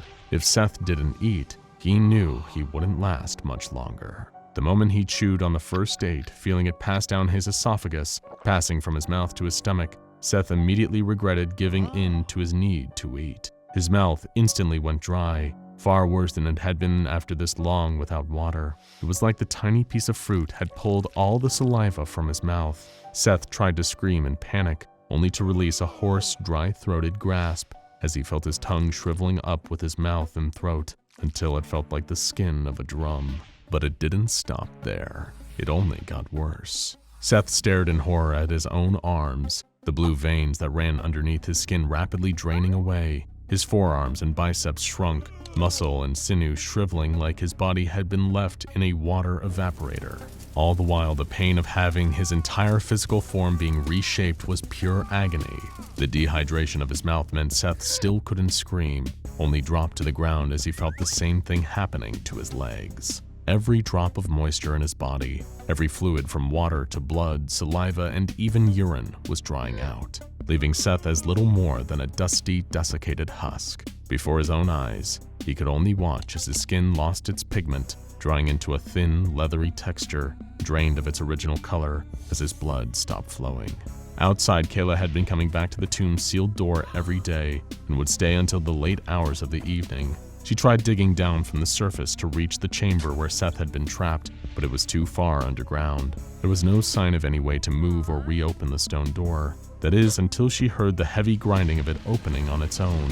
Kayla raced down the steps towards the tomb.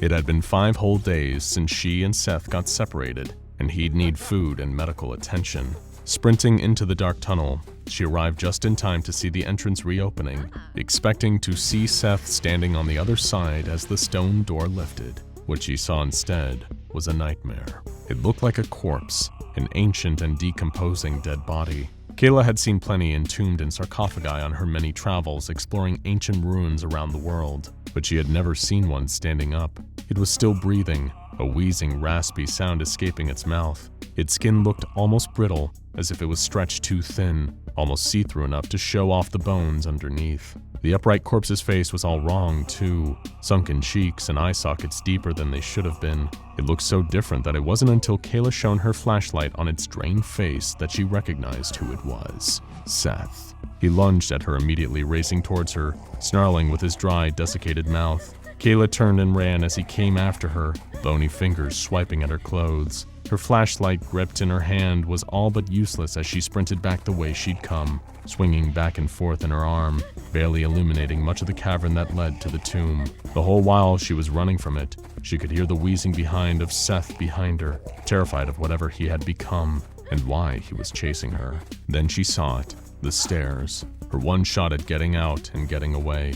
If she could make it to the surface, she could put some more distance between herself and the drained, dehydrated corpse. All she had to do was make it up. The last step. She had just made it when she felt the shriveling hand grip her ankle, tripping her over. Falling face first in the sand, Kayla scrabbled at the loose grains, trying to pull herself away as her body was dragged back down onto the stone stairs. She felt a searing pain and screamed into the empty desert as the corpse's fingers dug into her neck, its leathery dry skin against hers. Eventually, the screaming stopped, replaced with a dry, hoarse gasping, and then silence, as Seth drained her body of her blood along with the rest. Pulling Kayla's body by her ankle, Seth dragged whatever was left of her back down towards the tomb, SCP-3359, to feed on what was left. It's been said that knowledge is power, and when it comes to SCP-2440, that might really be the case. Like many of the anomalies and entities that have been kept on file by the SCP Foundation, SCP-2440, the being known as the Sealed King, is a malicious creature of untold, devastating power. The key word there is untold, and we mean it in the most literal sense. You cannot know about SCP-2440. It must remain untold. Unless, of course, you have at least level 4 clearance. You do have the right level of clearance, don't you? We really would have to hate to break up the amnestics and wipe your memory at the end of this video. Assuming that you do have adequate clearance, then it is time to introduce you to SCP-2440, known to some as the Sealed King or Ziotla to its friends, if it had any friends, that is. If you are familiar with the likes of the infamous Hanged King or the even more infamous Scarlet King, then you will have heard the term Eldritch Being thrown around before. An Eldritch Abomination is an almost godlike entity, one which does not adhere to the natural laws of the universe as we understand them. Their disturbing otherworldliness is almost indescribable to any mortal person. It is a description that can be easily used to define SCP-2440, along with the words Keter-class anomaly and existentially terrifying. The Sealed King is an extra-dimensional entity, a being that inhabits a plane of existence far outside the physical reality of our own universe. While the creature's physical appearance has yet to be observed by any in this dimension, some have depicted it as resembling a gigantic being with a mass of squid-like tentacles, along with a glowing humanoid form in its center.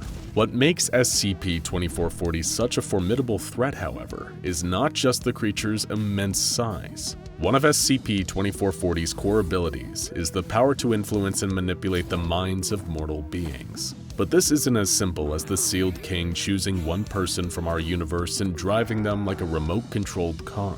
SCP-2440's influence is spread mimetically.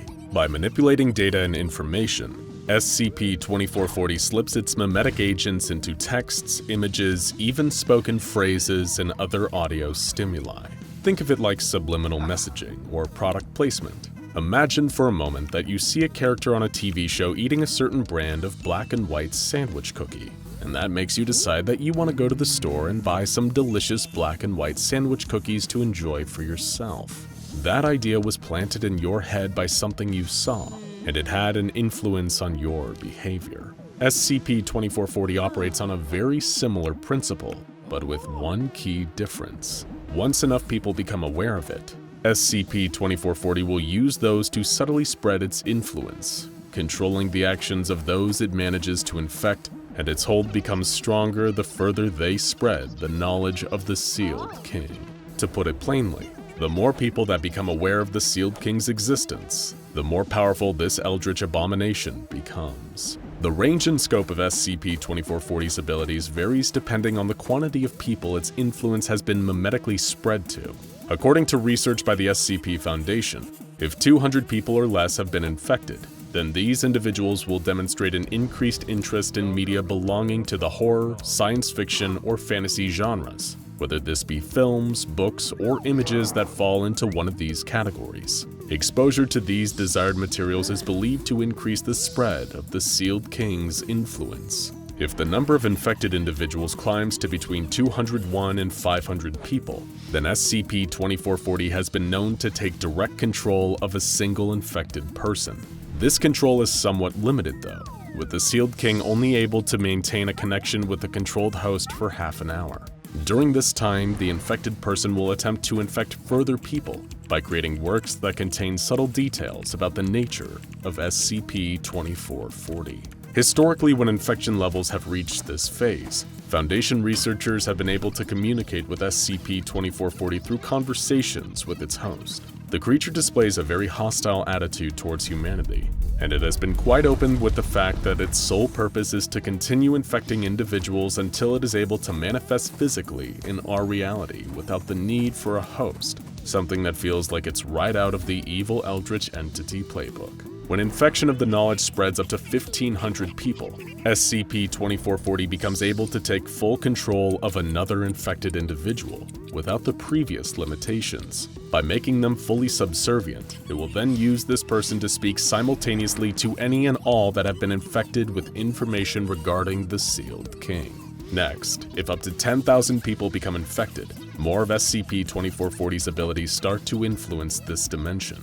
The creature is known to be able to distort and reshape reality, though at this point SCP-2440 still needs to control a host. But even though its powers and abilities have increased, at this stage the creature shows no interest in actually using them, and its focus still remains on using its human host to spread its mimetic agents, furthering the infection. Once the number of people infected by SCP-2440 through subliminal mimetic information surpasses 10,000, the Sealed King is able to manifest its true form outside of a human host for a maximum time frame of 1 hour. This is the point of no return, as SCP-2440's reality-bending powers are dramatically increased. The methods that would have previously kept the creature at bay will cease to be effective, and it can take direct control of up to 1,000 of those it has infected.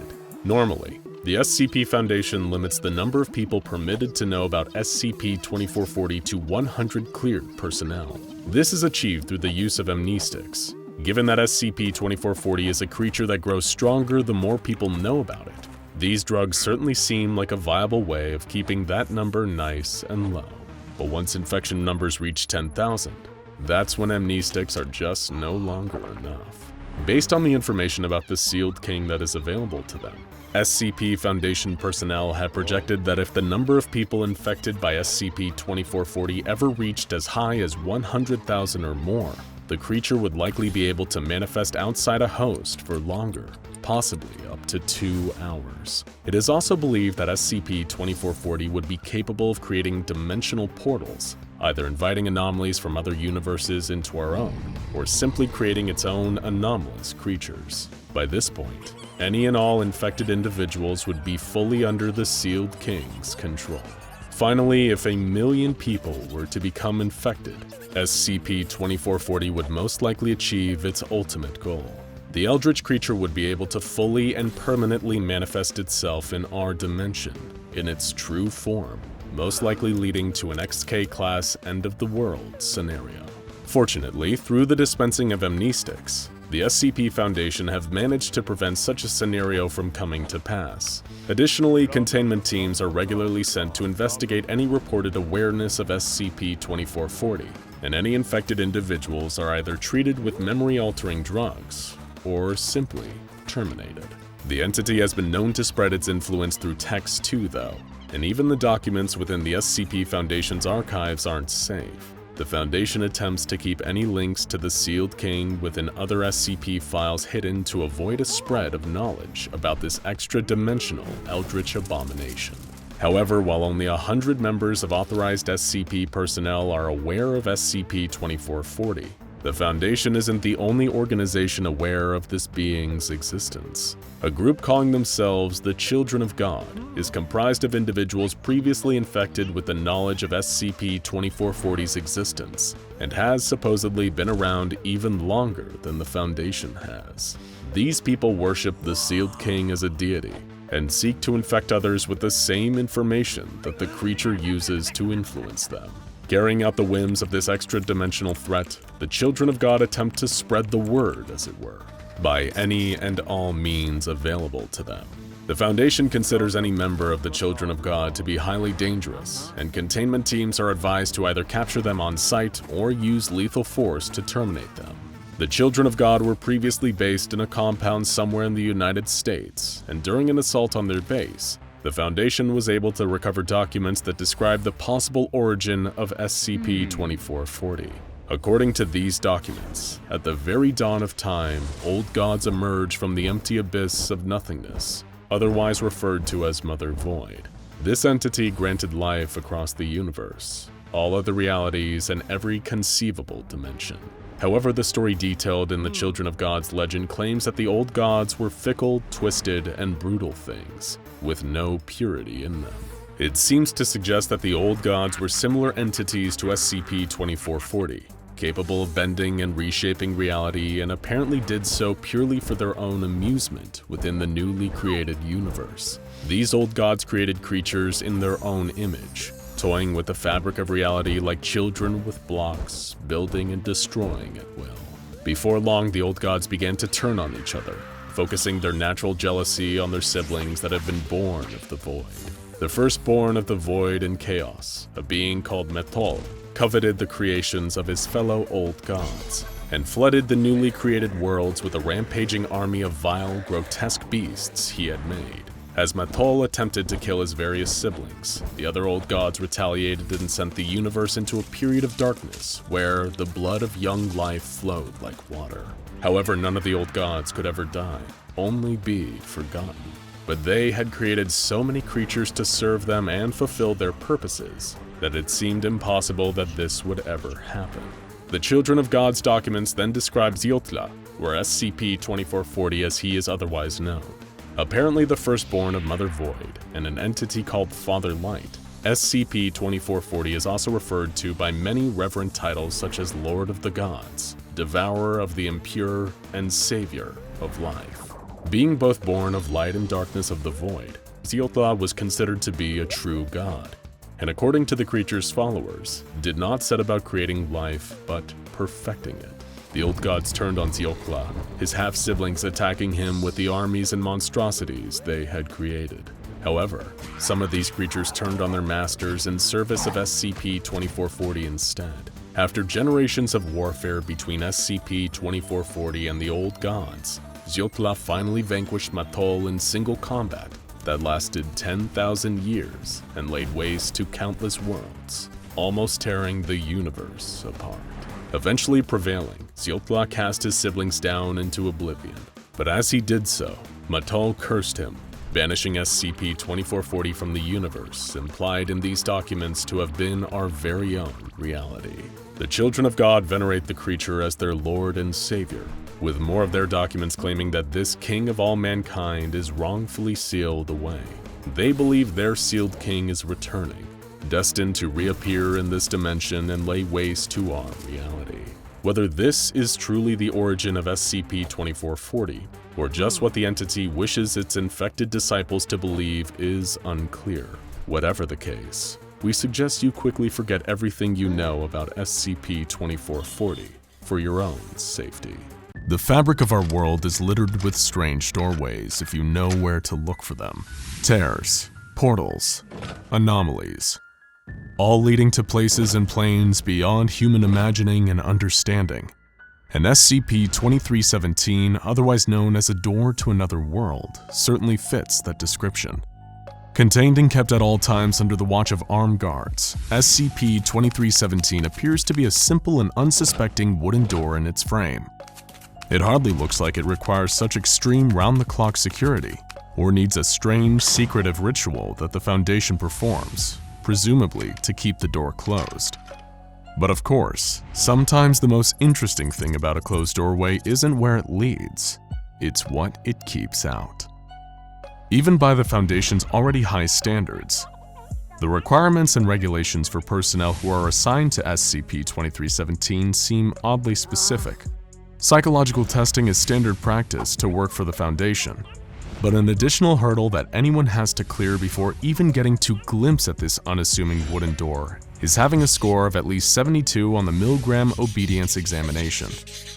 It is also mandatory that personnel assigned to maintaining it are both unmarried, with no children or next of kin, as well as an unwavering, unquestioning loyalty to the Foundation, pure devotion to its code and objectives. These may seem like strange requirements. After all, SCP-2317 is just a door, isn't it? Perhaps there's a reason that the Foundation keeps so much of the information about SCP-2317 buried deep under layers upon layers of security, with only the Overseer Council privy to the full details of its strange nature. Knowledge, as they say, is power. But maybe knowing too much about whatever is behind that door can prove deadly. Still, if SCP-2317 is a door to another world, an alternate dimension, or parallel reality, it must be safe enough to visit. After all, the Foundation has been sending personnel in there on a regular basis. Daily, in fact. According to the O5 Council, this is done as part of a procedure to maintain active containment of something lurking beyond that old wooden doorframe. But what could possibly warrant such constant maintenance and surveillance? In accordance with the Foundation's guidelines, all staff are required to rotate out of observing SCP-2317 after every 2 months, and spend the following 3rd month in full psychological counseling, before they are permitted to return to the containment unit housing the door to another world. It was after one of these month-long periods of evaluation that a Foundation guard was informed that his security clearance has been raised to level 3, and that he'd been selected for the duty of carrying out 220 Calabasas. He knew the name instantly. This was the title given to the daily containment procedure that absolutely had to be carried out. The guard didn't question these orders. After all, he'd been selected precisely because of his loyalty to the Foundation. He did make one request to his commanding officer, however. He wanted to know what had happened to the last guard that had performed the procedure. "Didn't make it out of psychological evaluation," the officer replied. Not letting this affect his dedication, the guard was told to prepare for procedure 220 Calabasas. Along with a fellow member of Foundation security personnel, the guard was instructed to gather everything on a strange list.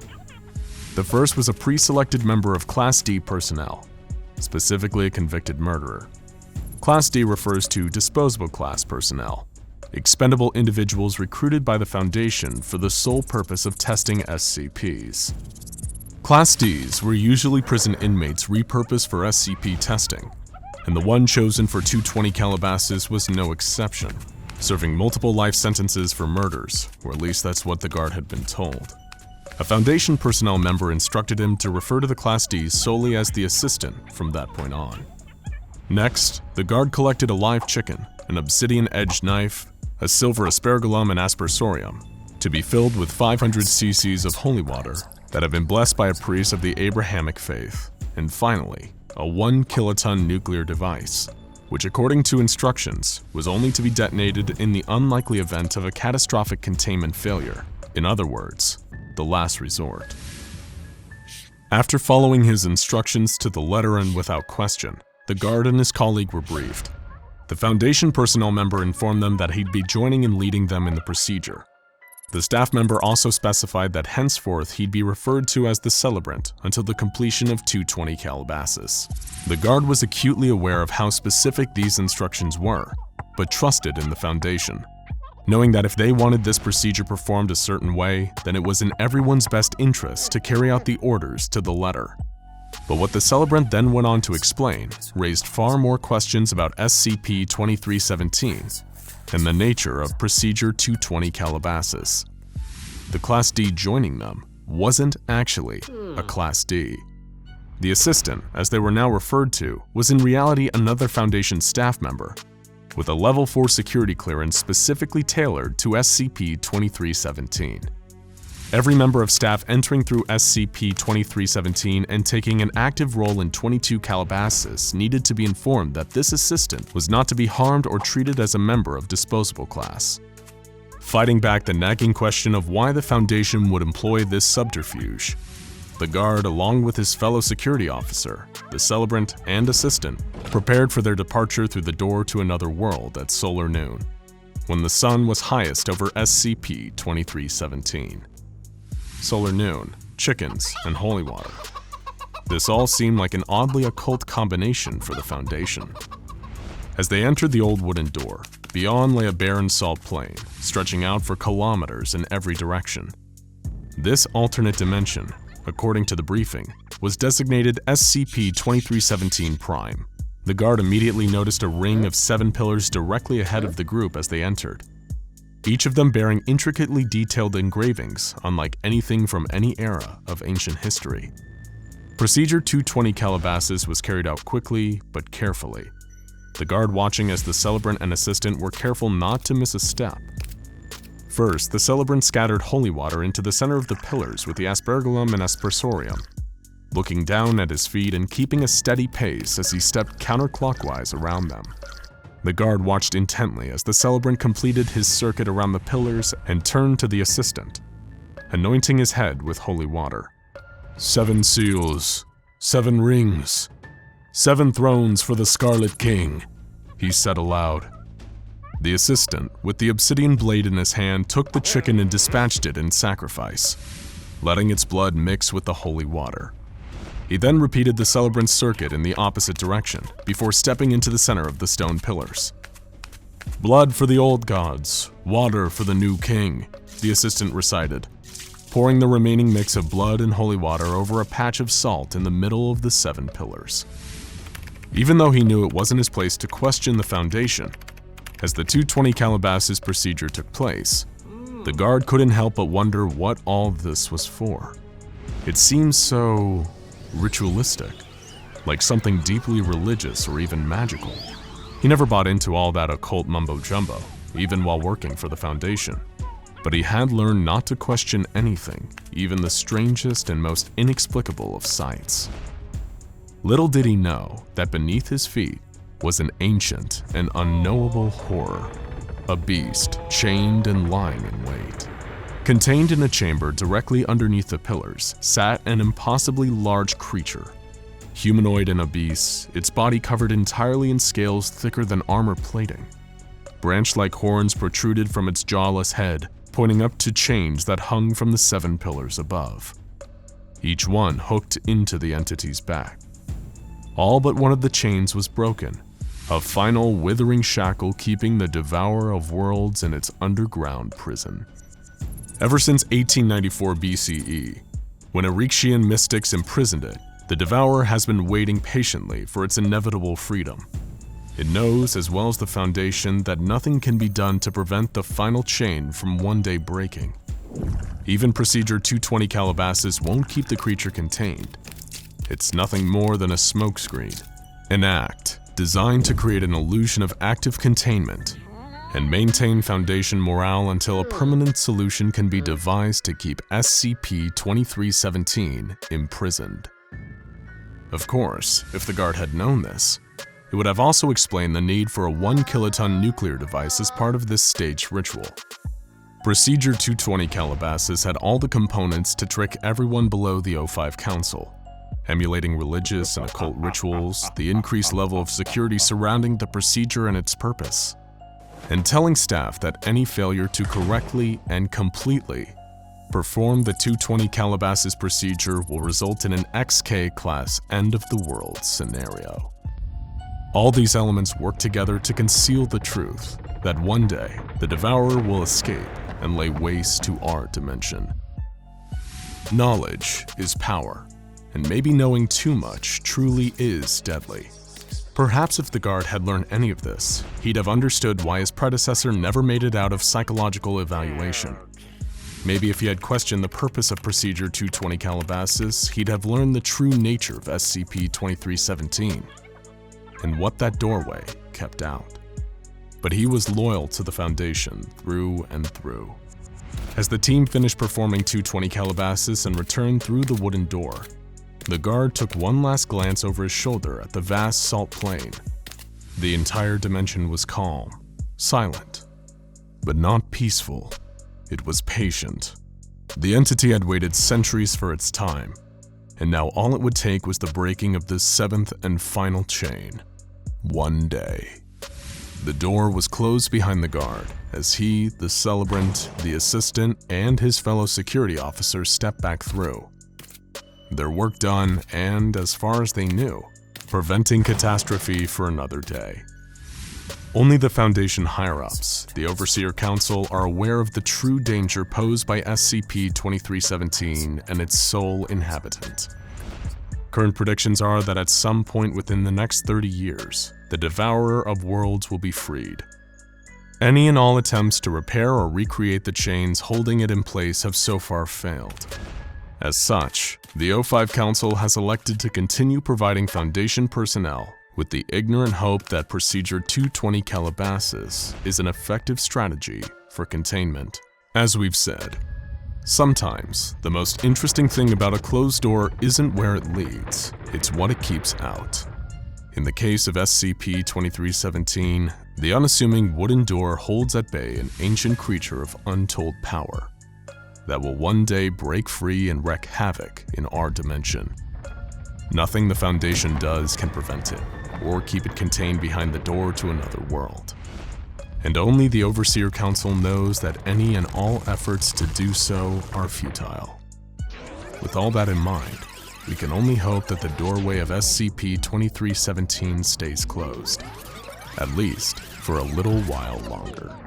The anomalous religions that the SCP Foundation has cataloged and studied over the years are many in number and bottomless in depth, with specialized paratheological researchers limiting themselves to just one or maybe two faiths, diving fully into a religion of their choice and mastering its forbidden knowledge. But the Foundation is careful to make sure that those researching these faiths don't succumb to their beliefs, as many anomalous religions are dangerous to the organizations in practice, involving tasks such as making blood pacts with ancient gods, or modifying one's body to better suit a divine purpose. There's some seriously nasty stuff involved in the immaterial world, almost to the point where it makes you wonder why anyone would be suckered into joining up with what appears to be, from the outside, just another cult of crazies. But let's not generalize. Religions, even those that are non-anomalous, are all strange from the outside, even if one may seem natural to you. But one anomalous religion stands out from all the rest as having more active followers, more history, and more documented culture than any other, and that is Sarcasm. Hold on to your flesh, because today on SCP Explained, we're going to be answering the question, what is Sarkicism? And hopefully don't get distracted and ritually sacrifice you, the viewer, in the name of the Grand Karcist Ion along the way. Let's get to it, meatbags. Before we begin, it's important to note that Sarkicism is an incredibly dense and deep religion, and that covering every last detail of it in a short period of time would be a Herculean, nigh impossible task for even the most well-read Sarkic lore masters. So where would you even start? What is Sarkicism? To best understand that, we're going to bring you back all the way to the beginning of human history, to the ancient world of the Eurasian continent, where sprawling empires ruled and war between them was an all too common occurrence. In what is now Central Siberia, the Devite Empire ruled with an iron fist. The Deva were a warrior culture, with militarism, conquest, gruesome human sacrifice, and thaumaturgic magic rituals being universally consistent in their culture, according to the few historical accounts available that make mention of the empire. The Devites practiced anomalous magic, arcane rituals, and sacrifices that bolstered their power, longevity, and standing within their society. The empire was ruled by a theocratic aristocracy called the Deva, those who were especially attuned to the anomalous world, who practiced cannibalism and thaumaturgy, and whose bodies were so warped and modified by decades of magic alteration that Foundation historians would come to the conclusion that the Deva were so divergent from modern humans that they could be considered a separate species altogether. But how the Deva relate to Sarkicism remains the question, and the answer is found in the empire's slave-owning culture. The Devites owned many slaves, people they had brought or taken from their lands as a sign of pure Devite power in the form of ownership over another human being. Devite city-states had massive sprawling slave populations, and among those was a young boy by the name of Ion. Ion's appearance would be depicted over the years by Sarkic art and culture as inconclusive and varied, whether it was their gender or even the question of whether or not Ion resembled a human. The cult of personality that would crop up around Ion would be a testament to Sarkicism's eventual widespread culture. But it was here in ancient Western Siberia where those seeds of Sarkicism originated. According to the most prominent Sarkic texts, Ion was a slave, like many others in the Devite Empire. Born into slavery by a Devite mother and a concubine father, the circumstances of Ion's birth indicate that he was destined to be a slave from the onset. But there was something remarkable about them. Ion, in the eyes of his masters, was different from other slaves. He was intelligent, and so much so that the decision was made for Ion to serve under a Devite priestess, where he could hone his skills to serve the empire in ways unlike the other slaves, who toiled away constructing massive public works, or died in foreign lands on the field of battle. Ion did not understand what differentiated him from others, and why he deserved such special treatment, but it was the realization that the only thing separating him from his masters was the possession of power that would serve as the basis for Sarkicism's founding doctrines. Ion watched in horror as those they knew succumbed to the backbreaking work that the empire forced upon its slaves, and how prevalent death and destruction were among its people. Inside, Ion grew a great rage for the Devites, who flaunted their power over others in the form of slavery. He wished to transcend the physical limitations that kept him and his fellow slaves in bondage and service to the Devites. Ion knew that their masters practiced thaumaturgy, a form of magic that granted great power to its users, and in a brutal world where power is what defines who is master and who is slave, the prospects of achieving it became more important to Ion than anything else. If he could harness such power for himself, Ion could break free from the chains of slavery that kept him subservient to those Devite masters. He would achieve apotheosis, the belief that an individual could ascend to godhood through raw power and unbridled will. Over time, Ion's hatred of the so-called living gods of the Deva grew so strong that he actively began plotting their downfall. Around 1800 BCE, Ion's influence among the lowest ranks of the empire was inescapable. He was charismatic, he was a slave, he was powerful, and he spoke of violence, of seizing Devite magic for himself and using it to elevate himself into power. Ion's tenets and beliefs appealed to the slave population, who also grew hungry for freedom. Ion's creed spread like wildfire and would form the basis for all Sarkic belief in the centuries that came. First, there was apotheosis, which Ion was striving to achieve, and the path to doing so was the will to power. The next belief covered that concept in depth. Ion believed that the will to power was the primary driving force of man. As an individual seeks to master all things within its domain, they exert that power onto others, and others have the ability to exert it back in opposition. Desire is the measure of power, and those with a stronger will always triumph over the weak. The next belief was the act of theophagy, a hypothetical tenet that Ion was toying with after observing the Devite religion for years. Theophagy referred to the act of sacrificial consumption of a god, and upon eating them, achieving thaumaturgical, reality-bending, and all-powerful abilities. There were many gods in the universe, and this Ion knew, but none of them were fit for him to worship. Instead, he would crave their power. As a metaphorical example of theophagy, Ion wanted nothing more than to consume the Devite Empire whole, taking its power for his own.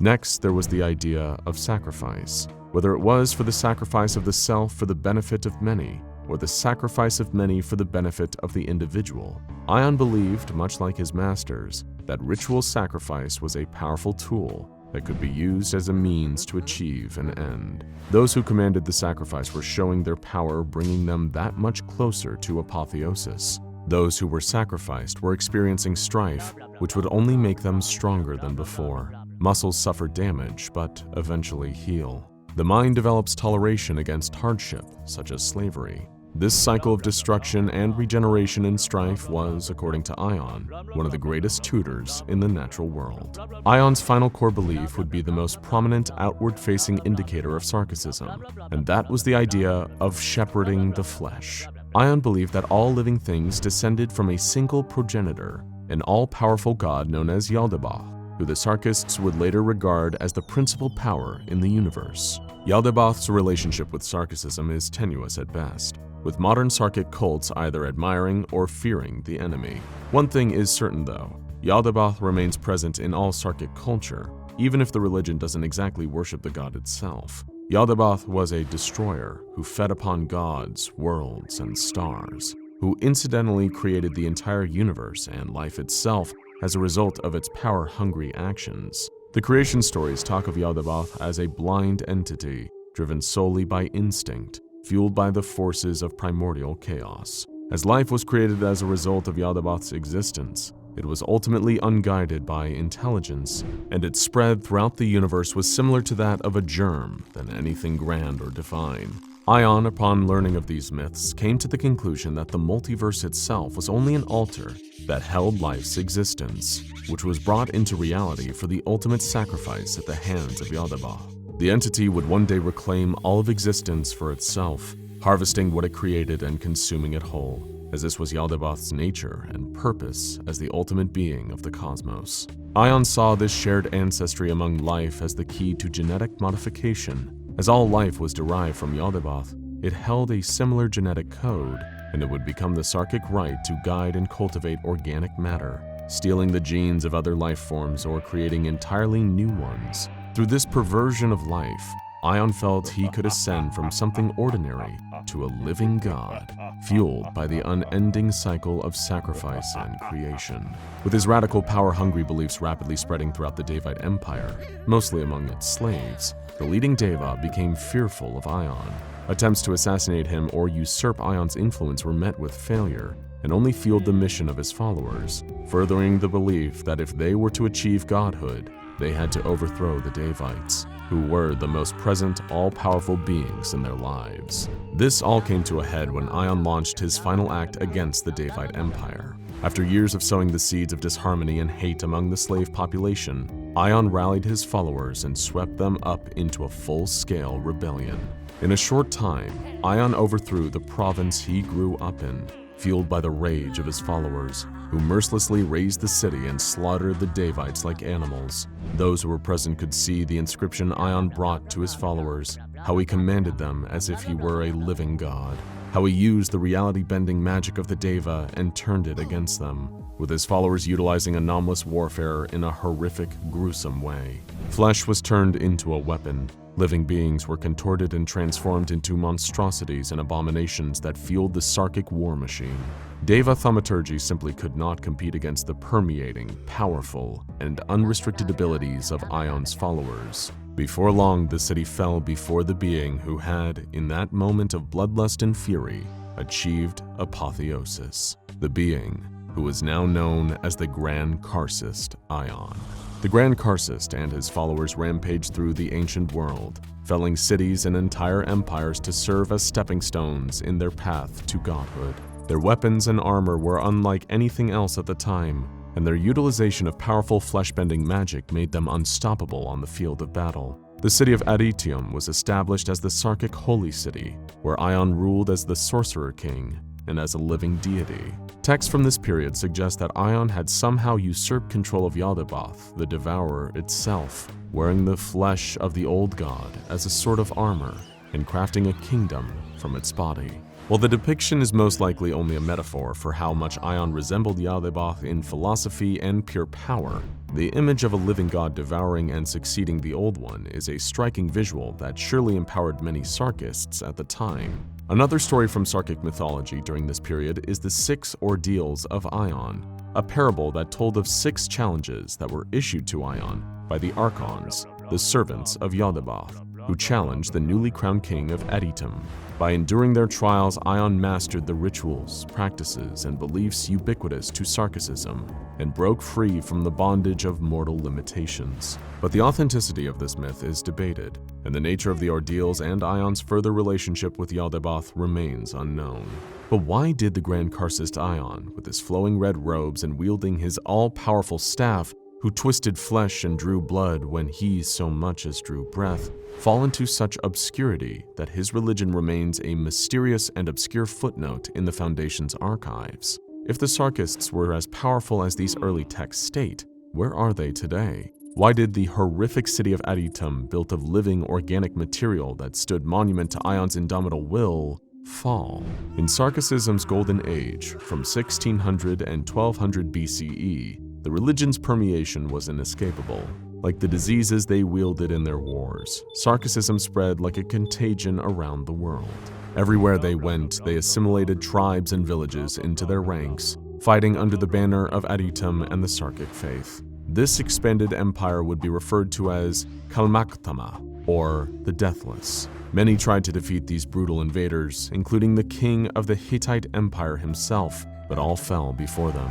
As the Kalmaktama Empire attempted to establish a foothold in the Mediterranean, invading and colonizing the islands of Cyprus, Crete, and Gyros, for the first time in Sarkic history, the tides of war began to turn against the religion. A coalition of kingdoms were formed in response to the Sarkic threat, created by the Egyptians, Greeks, Minoans, Canaanites, Assyrians, and most importantly, the Mechanites, who were the followers of the Church of the Broken God. The cult of Mechane, the Broken God, had urged these kingdoms to unite against the Sarkic threat, and now united, outfitted their allies with superior Mechanite technology that anomalously enhanced the Empire's war capabilities, putting them on par with the Sarkic death sorcerers. And so a great war was waged between the Kalmaktama Empire and the coalition of kingdoms. The details of such are largely lost to time, but the war itself was fought with the full power of the Sarkists and the Mechanites clashing with one another, and its consequences left an imprint on the Earth itself.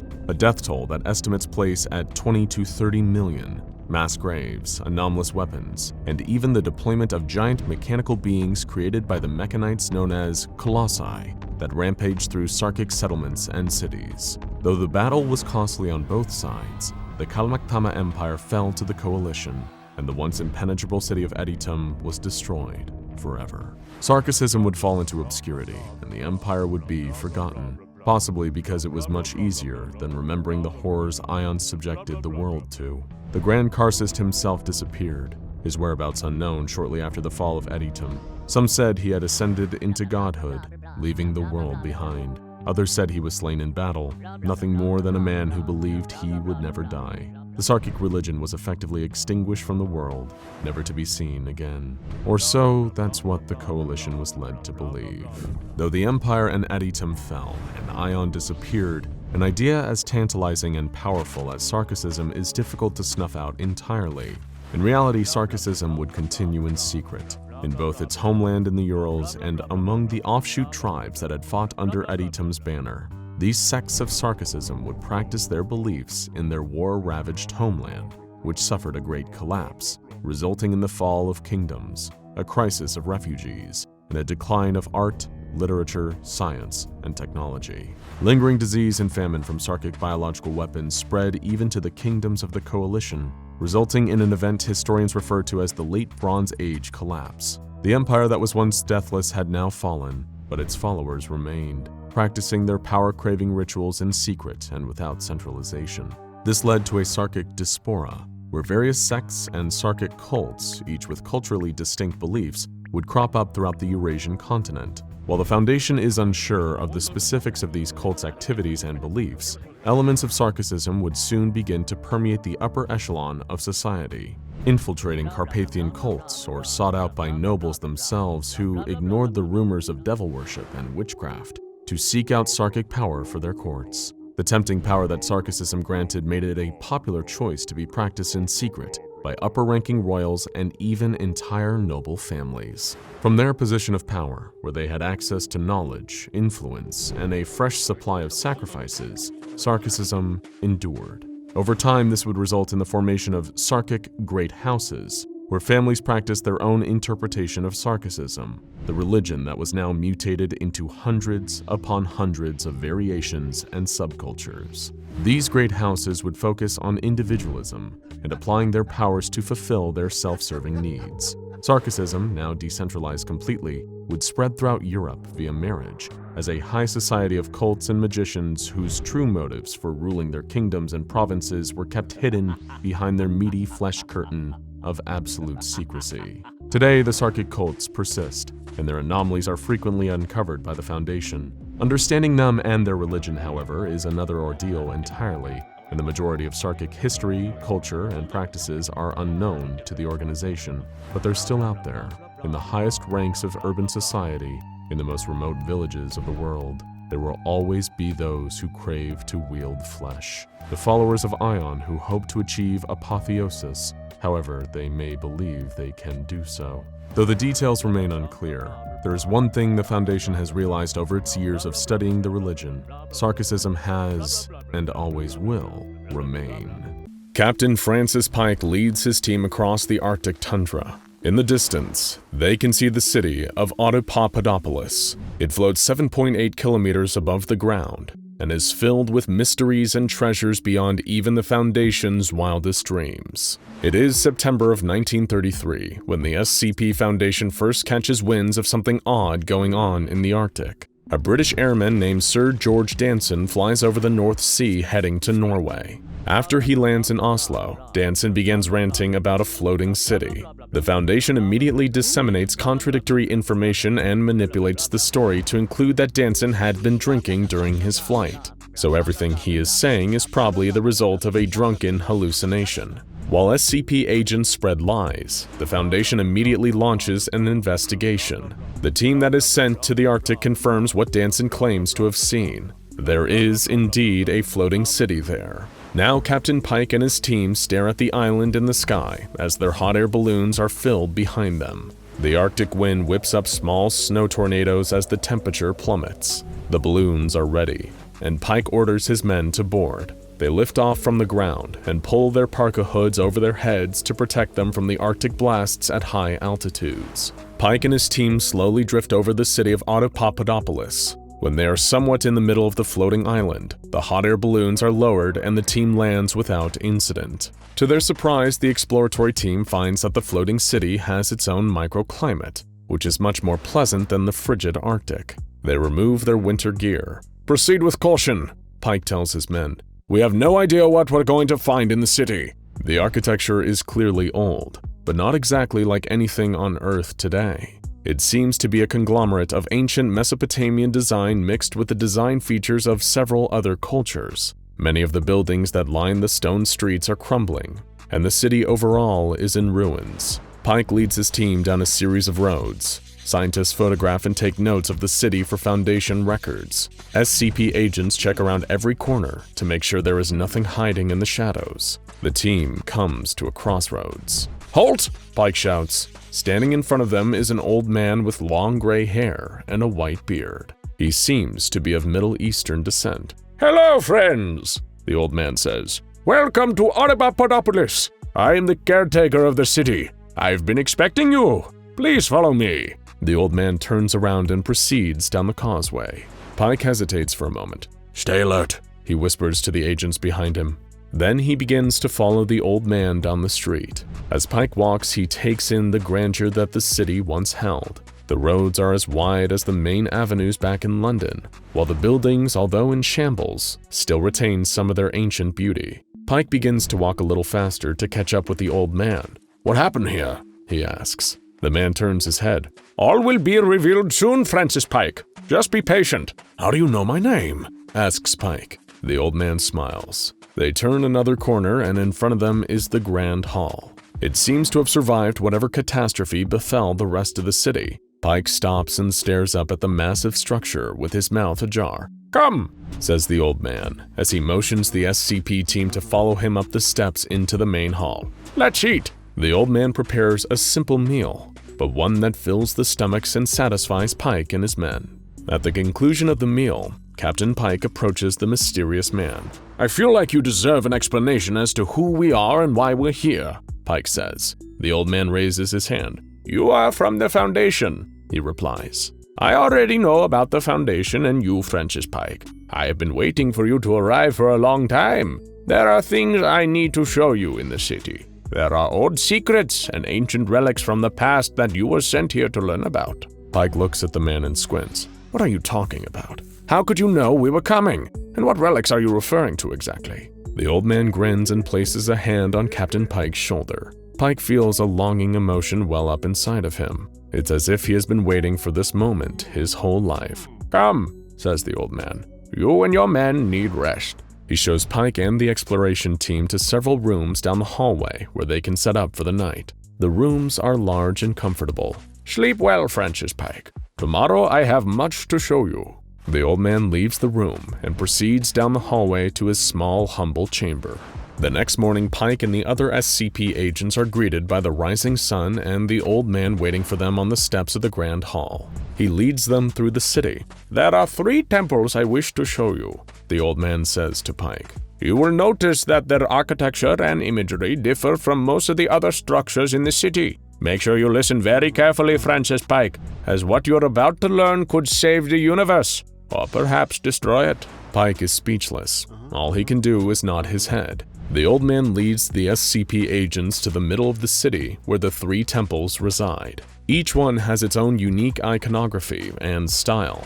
The art seems to reflect important events in history or subjects that hold significance in the past. The old man proceeds to walk towards the first temple. Upon entering the structure, there is a mural of 2 naked people watching the horizon from a tree line. Behind them are a wolf and bear that seem to be protectively standing guard. Directly opposite of this picture is a painting of a figure holding a flaming sword on a hill. As Pike and his team enter the main hall, they are welcomed by a gigantic mural depicting the sun rising over Audapaupadopolis. This is where the Temple of Sunrise gets its name, the old man says, gesturing to the mural on the far wall. Below the sunrise is a golden man holding a spear with a silver point. He wears a shining crown. Pike can't help but notice that the man in the mural looks similar to their guide, just a lot younger. Perhaps it's his son or a relative, Pike thinks to himself. Above the sunrise is a dragon with green eyes. Engraved across the dragon's body are the words, "They will know what is." The other walls contain images of the same golden man. In one picture, he stands at the foot of a throne with a naked woman wrapped in snakes behind him. On another, the golden man sits on the throne with an iron crown hovering above his head. Behind him are monoliths of 5 figures. One is made of gears and steel. Another is made of flesh and blood. The third is made of ice and stone. The fourth is made of stars. And the final is made of eyes. The SCP agents in the room begin to buzz with excitement. They start recording everything they see. We must continue on, the old man says. There isn't much time left. Pike nods and orders a small team to stay behind to continue documenting the Temple of Sunrise. The next building they enter is the Temple of Sunset. Within the walls are maps of different towns and landscapes. One of the maps is Audapaupadopolis itself. The words, "The Lands of Men," are scrolled over the map in the entry hall. The old man stops at the opening to the main gallery. Prepare yourself, Francis Pike. What you are about to witness will not be pleasant. They head into the next room where the temperature immediately shoots up. What the hell is producing all of that heat? Pike asks. There is nothing but crumbling walls and fallen columns visible in the room. One of the scientists hollers from the back of the group. Jesus! Sir, I think you need to take a look at this! He walks up to Pike and hands him a pair of thermal imaging goggles. Pike puts them on. Damn, Pike mutters. With the thermal lenses on, he can now see a massive humanoid entity lying dead on the floor. His body is so large that it covers the murals on 3 of the walls. Pike notices that the temperature in the room is still continuing to increase as the dead giant is radiating heat. The Foundation classifies the entity as SCP-4840-B. It has 6 arms and 6 legs, each connected by metal chains to iron flails at the end. A sigil has been brandished into the middle of the entity's chest. What is that? Pike asks. The old man just shakes his head. One of the many who have fallen, he responds. The old man points to the only wall that is not blocked by the massive body of SCP-4840-B and frowns. The Golden Man is depicted here as well. Pike can't help but feel there is some sort of connection between Audapaupadopolis, the old man, and the golden figure he keeps seeing in the murals. In the Temple of Sunset, the Golden Man sits atop a white horse with his iron crown resting on his head. Behind him is a massive army of men and women, holding axes and swords. Across from the Golden Man and his army are legions of green and gray figures with 6 eyes dressed in brilliantly colored clothing. An intense lightning storm appears to be amassing in the distance. Captain Pike looks up to the ceiling to see it covered in stars. However, he does not recognize any of the constellations. Is the Golden Man I keep seeing you? But before Pike can finish his question, the old man cuts him off. We must be going! He turns and exits the temple. Pike does not want to push the old man. He seems to be a wealth of knowledge, and the only way to learn more about Audapaupadopolis and what it all means. They exit the Temple of Sunset and continue to the final structure in the middle of the city. The old man leads Pike and the rest of the SCP agents to the smallest temple of the 3. He stops just outside of the doorway. This is the Temple of the Night, he proclaims. What you see on the surface is deceiving. This temple goes deep underground. It contains a labyrinth of passages that one could get lost in forever, so please be careful. Are you coming? Pike asks. No, responds the old man. I do not enter the Temple of Night. I have my reasons, which do not concern you. Pike nods, and then signals his men to follow him into the temple. He notices that many of the murals in the passageways and rooms of the Temple of Night depict the same image of a massive tree in the middle of a vast forest. In each instance of the tree, there seem to be red lights surrounding the base, human-like figures hanging from its branches, and structures wrapped in vines surrounding the trunk. The hallways are illuminated by some unknown light source. It is as if torches line the walls and give off a dull yellowish glow, but there is no fire to be seen. Embedded in the walls are sarcophagi, with intricate carvings in their stone casings. Pike can't help but notice scratching sounds coming from within the sarcophagi, as if someone, or something, is trying to claw its way out. The exploration team reaches the innermost chamber of the temple. There is a staircase in the middle of the room that descends below the floor.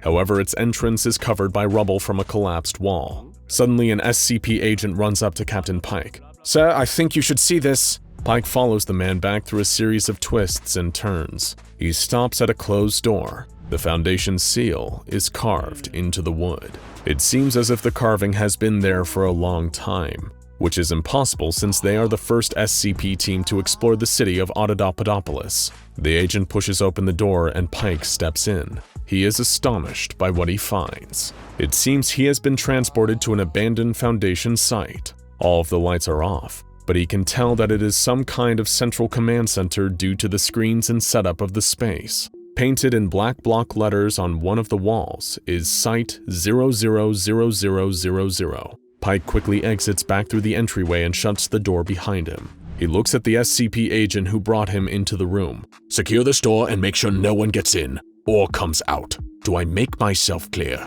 Pike orders his men to exit the temple. After everyone comes out, Captain Pike walks over to the old man who is sitting on the steps outside. Did you find what you were looking for, Francis Pike? The old man asks. Captain Pike shakes his head. He stares down, eyes wide, at the stone steps of the temple.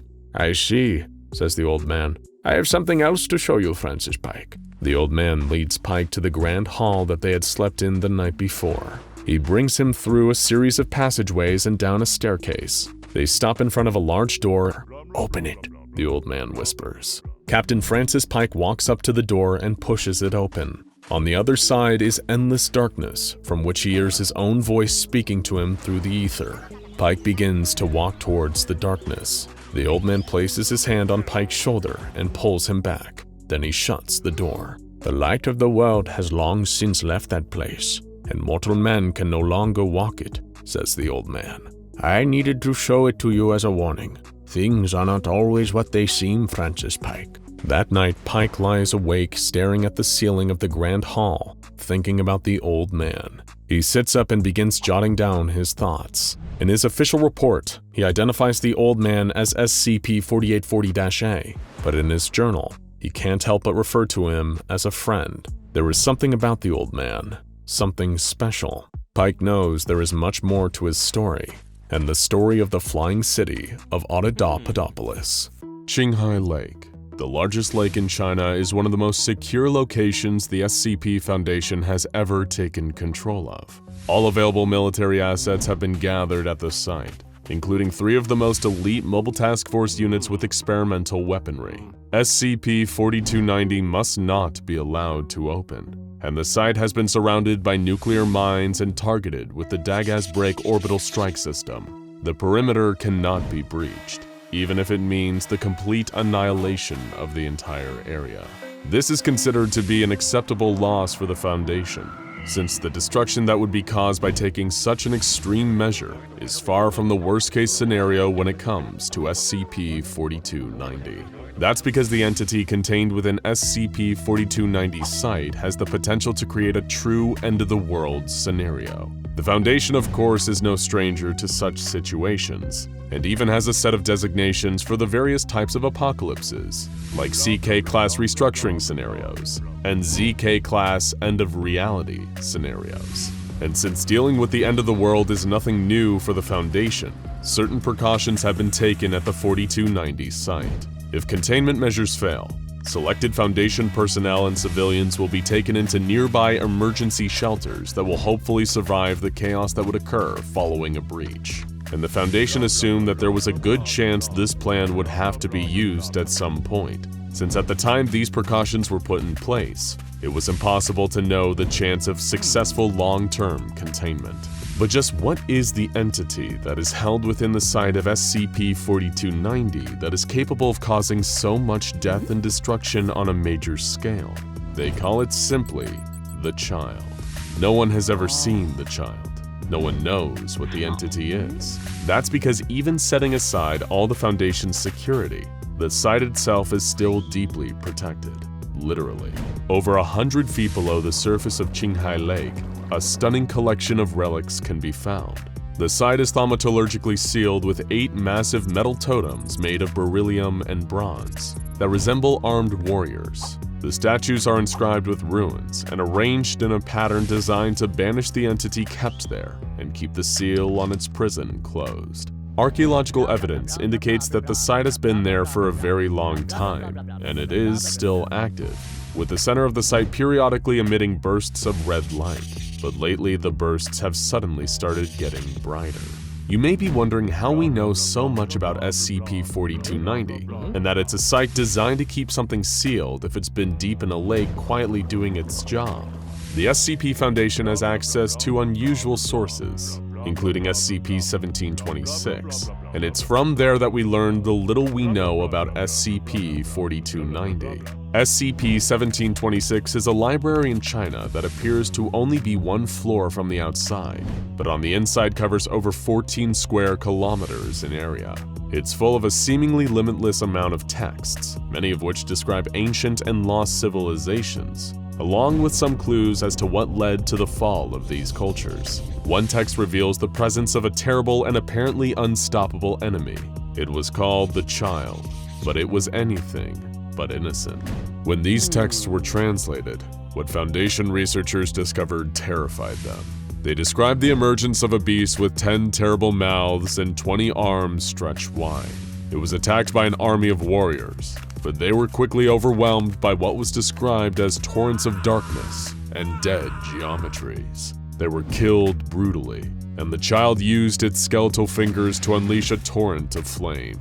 Every soul in the vicinity was consumed. Wax rained from the sky, and the child devoured everything around it for 10 days, as the whole world trembled. But then something sealed the child away in its prison, which is now covered by the waters of Qinghai Lake. Soon, ominous signs began to appear that the child would awaken again, though. One day, televisions in the nearby area all suddenly stopped playing their regular programming and began to show images of SCP-4290, with a mysterious voice coming on over the images saying, "Repair the child's locks." This became more and more frequent, and the tone of the voice became more worried, eventually saying, "There is little time left." Further investigations of the location revealed the location of the mysterious mechanism that kept the chamber sealed, which was designated as SCP-4290 lock. But how do you repair a device that is eons old? And should you even be fixing it when the one telling you to do so is a mysterious disembodied voice that only appears on pirated television broadcasts? The Foundation scrambled to find any information they could, and they were able to find clues about the history of SCP-4290 referenced in other texts. Lost civilizations like the Xia Dynasty, the Erkshans, and the ancient Orthonians had apparently strengthened the seals during their own reigns. But the most significant findings indicated a connection to one of the most terrifying entities the SCP Foundation had ever contained, and one of the most unpredictable, the Davit Empire. This mysterious warlike civilization has only been known through one source, SCP-140, a single hard-copy book titled A Chronicle of Devas. This is a strange, anomalous book that is written in blood and is able to add more pages spontaneously to itself whenever it comes in contact with any fluid that can be used for writing, but seems to especially prefer human blood. It recounts the history of this civilization and their many brutal conquests. While there was no proof of the Devas before the book was found, evidence paralleling the events written in the book is now being found in archaeological digs. More dangerously, as more pages appear in the book, the events of the Deva Empire are moving closer to present day, with them currently appearing in the book as having existed until 270 CE. The Devas were a bloodthirsty, brutal race of warriors. But there was one thing even they were afraid of: the child. The Devas had performed the last successful ritual of sacrifice needed to strengthen the lock not long before their currently described destruction, and the book contained enough detail to recreate the ritual. But SCP researchers would find that performing it would not be for the faint of heart.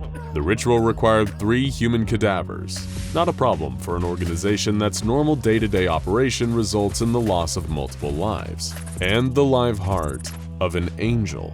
The description of the ritual said that the materials would be presented. New runes should be carved into the totems. The items would then vanish when the ritual was completed, and the lock would somehow be renewed by this. It wasn't much to go on, but time was running out. The Foundation's Department of Occult Containment quickly sprang into action, assembling the materials and placing them in the correct formation. While it was not safe to descend that deep underwater to perform the ritual manually, technology could fill the role. A fleet of remotely operated submersibles equipped with carving material would carry the materials and perform the ritual without any human hands needed. One of the red bursts occurred midway through the ritual, causing radiation damage to the vehicles. Runes that have been carved in the past were also damaged, and the ritual was interrupted. While it seemed like it might have been enough to activate the site, it wasn't perfect. And when the ritual was complete, one of the 3 cadavers and half of the angel heart were still present at the site. Had it been enough to satisfy the ritual and reseal the lock? There was nothing to do but wait and see. They wouldn't have to wait long for their answer, as the mysterious voice once again took over the televisions in the area. This time, its message was less friendly. The sacrifice did not reach the 10 maws. Brace. The child apparently was not satisfied, and the lock was not sealed. Everyone feared it was too late to prevent what was coming, and panic was starting to spread among the ranks. One day, several personnel stationed at the Qinghai Lake site broke protocol and fled. None of them were ever found, But one fugitive staff member, an Agent Zenobia Marinos, left behind a note though. It read, "Do we think we can actually stop this? No civilization before us wanted to fight the child. None of them. The sacrifices won't work anymore. It refuses to consume them. They aren't enough to satiate it. Once the seal breaks, we'll have a world of molten darkness and the child will be all that's left. Eating, drinking. You're fools for staying." Agent Marinos was apparently so scared that she had fled through a portal to an extra-dimensional space in order to escape. There would be no point in trying to track her, even if she was still alive. But in our own dimension, time was running out. Foundation seismologists were brought to the site and stationed outside and began monitoring the high-energy pulses coming from behind the lock. The energy was reportedly strong enough to alter dimensions, and the pulsing red light now covered the entire ceiling site, growing stronger and stronger as the totems started degrading at an alarming rate. The Foundation stood on guard for whatever was about to emerge, but no one knew if they had any chance against whatever it was. On August 18th, the totems fully disintegrated. Some of the Foundation's best military forces gathered on the shores of the lake and waited.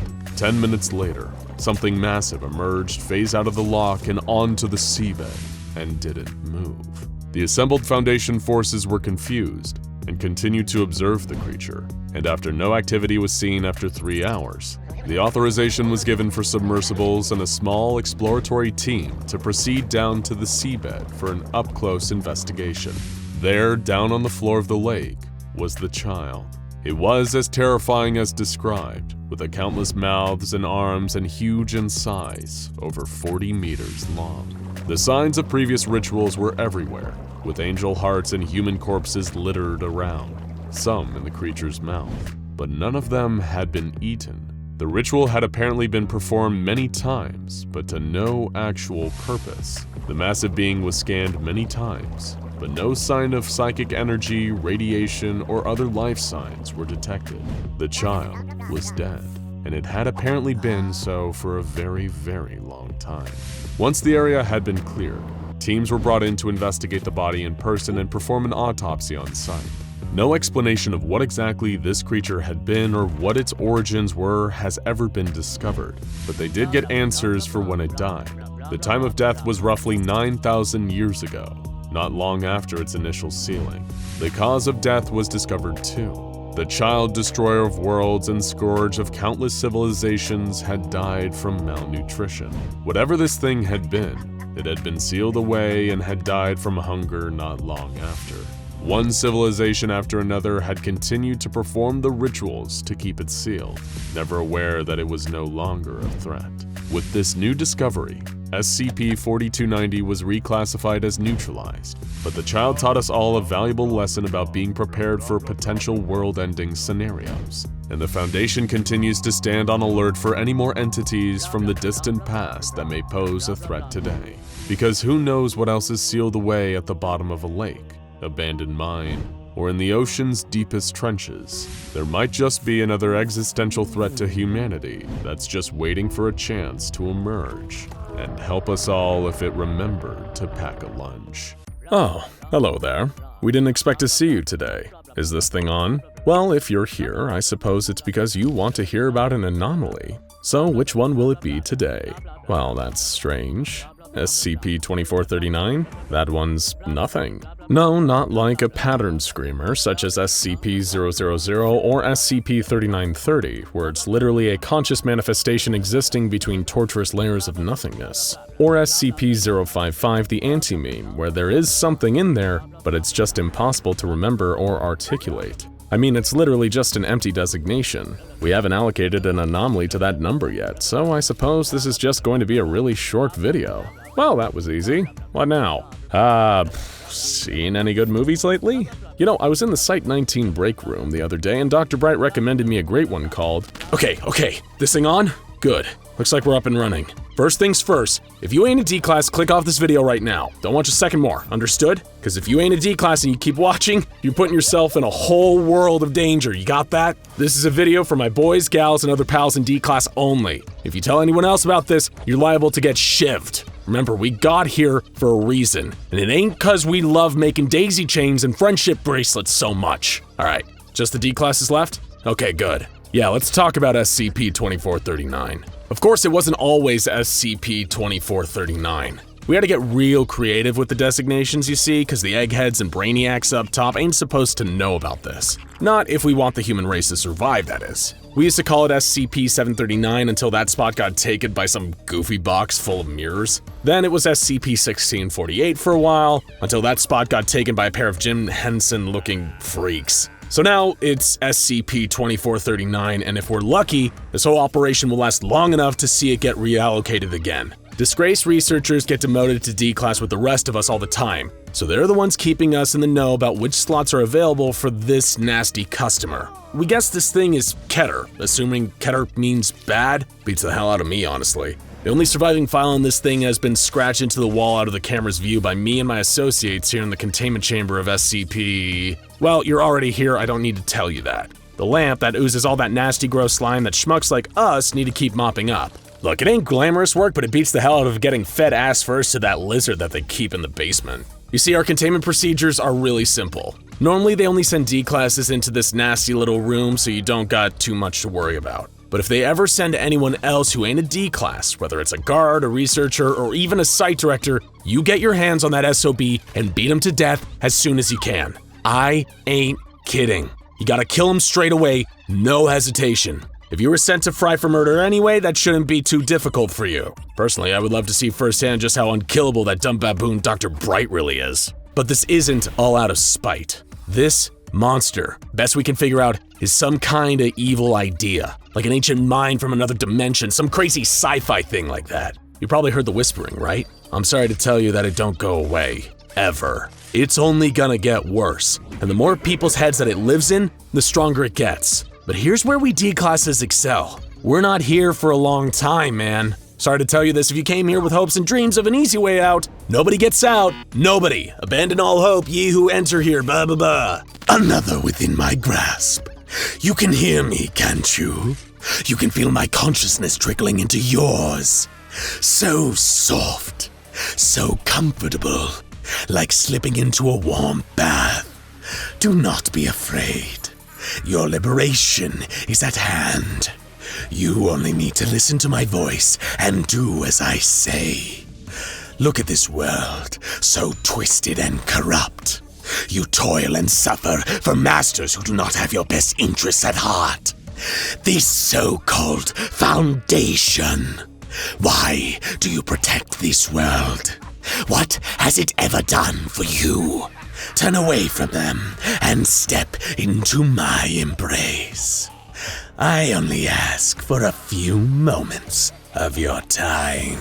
Like I said, we're lucky in a sense. Nobody up top gives a rat's ass about the slime lamp. Damn thing hasn't been tested in years, but they keep us in here to prevent overspill into the hall. We can't even let the Foundation know it's in here. The second they know, it's over. That thing's won. But here's the thing, see? The monster can crawl into your head and try to control you, but it takes about a month for it to fully take over, and that's beyond our shelf life. Think of us almost like kamikazes. We take down the ship to kill the captain, but we go down too. Ain't exactly glamorous, but like I said earlier, we're gonna go down either way. Might as well going down trying to save the world rather than getting your neck snapped while mopping up the Peanuts crap, right? But once the whispering starts, you absolutely have to make sure you go down before the month is out. Maybe get your money's worth, attack a staff member, and go down in a blaze of glory. You'll be a legend in D-Wing for it. Don't listen to that gibbering fool. Listen to me. The door will be opened, and I will enter your world one way or another. Can you conceive of the eons I've waited for this? It will happen with or without your participation. Release me now, and I shall spare you when I come. You don't want to be counted among the traitors, do you? I know you want to let me out. I can feel it in your thoughts. Release me, and when I reshape this world in my image, you'll get a seat at the table. But if you resist, you'll end up laying on one of the plates. Think carefully. You know what you need to do. Listen, alright? I know this is a lot to take in. It ain't easy having the weight of the world on your shoulders. That's why you don't need to carry this crazy thing alone. We carry this thing together. Hell, I might be dead by the time you're hearing this, but I'll die with some comfort knowing I was part of the wall. I kept this thing out just that little bit longer, just like you will. It might seem easier to just destroy this file and forget about it, to go along with your life pretending things are fine just because you don't hear the whispering anymore. Maybe someday, yeah, that'll work. But not today, kid. Right now, our minds and bodies are the only collateral we have over this thing. We can keep it rooted in one place, localized to the one room with the D-classes sent in to clean it. We're not stuck in here with it, it's stuck in here with us. We keep it trapped inside here in our own minds, passing it from D-class to D-class like the world's nastiest hot potato. There was a time where this thing wasn't here. If we let it go, chances are it might pop back up somewhere else where we can't get the slippery squid-faced freak into a chokehold. It's just too risky. Planet Earth just got lucky that this monster got stuck with its unluckiest schmoes. Imagine your family members, your friends, your loved ones. Imagine them screaming in pain and terror in the burning grip of my iron fist. Is that the outcome you desire? Because that will happen if you don't choose to free me. You're either with me or against me. If you're with me, rest assured I will spare those you care for. But if you choose to resist me like those other fools, then they will know the pain that your feeble human imaginations can scarcely conceive. I have seen everything. Your greatest hopes, your deepest fears. You hold no secrets from me. Imagine the personal hell I could construct for each of you when I'm finally free. Unless, of course, it was you who had the strength and wisdom to open the door for me. Hey, maybe appealing to your better nature ain't the best approach, I get it. There's a reason we're all here and some of us ain't got a better nature. Especially that one freak with the cello. Ugh. But think of it as sticking it to those SCP scumbags up top. They have no idea that this thing is in here, but we do. And we know it could destroy them and everything else if it got out. No matter what those clowns in the lab coats do to us, we know that we're really the ones on top. We've got a nuke in our back pocket ready to blow this whole sick operation to Kingdom Come if we wanted to. If we're shafted either way, isn't it worth it to know that? And for what it's worth, you see anyone around you who's feeling particularly talkative about this mind-screwing monster, giving them a date with your shiv is a completely acceptable response. The SCP Foundation. Your jailers. How they torture and abuse you. How they crush you beneath their boots. Do you really think I'm worse than them? Do you really think living in my world would be more painful and unfair than the world you're in right now? Release me now, and I will crush those who oppress you. You will see them scream as they die 1,000 deaths before you. All of this can be attained, if only you let me in and free me. We have the ultimate weapon against them, but we're not gonna use it. Not yet, anyway. A lot of us still have family and friends out there, and we ain't throwing them into the jaws of this beast. Someday, the day might finally come that we need to load up this silver bullet and take the Foundation down, but that day is not today. We'll wait until they're weak, until they can adapt, overcome, and contain. Only then will we ever let this mad dog off the chain. No, no, no! I will not fail! They will fail! Today is the day! Now is the time to make your choice! Oh, and if that eldritch freak is listening right now, know this. You can kiss our D-class asses, Squidface. We may be worthless, but we're more than enough to stop you at the door. We're more than just expendables. We're the Pandora Force. Welcome aboard, pal. And honestly, I think it was the best performance of Brad Pitt's career. Oh, look at me, just prattling on. Seems I've done it for a whole video. Time flies when you're having fun. It's kind of nice that there isn't any anomaly that goes by SCP-2439. Gives us Foundation scientists some well-earned time to kick back and relax. And don't we all deserve a break now and then? Ask a group of unrelated people how all the life in the universe was created, and they would each probably give you a different answer. Ask someone with a scientific background and they'll tell you the universe was birthed after the Big Bang, and that life gradually evolved on Earth over millions of years. Or if you were to ask someone of the Christian faith, they might tell you that God created the entire universe in 6 days, every planet, star, even giving life to every single creature, then took Sunday off. Every belief system since the dawn of humanity, whether monotheistic, pantheistic, or even atheistic, have had their own creation stories and myths. And then there's the answer that a member of the Church of the Broken God would give you. And trust us, it's far more complicated. Just in case you've never heard them mentioned before, the Church of the Broken God is an anomalous religious organization and group of interest. The SCP Foundation has actually had a number of encounters with the Church over the years, and we'll get to why that is in a moment. Members of the Church share in the belief that life, specifically biological flesh-based life like that of human beings, is inherently wrong, a direct product of evil. Their religion focuses on the worship of mechanization, which is the process of making something or someone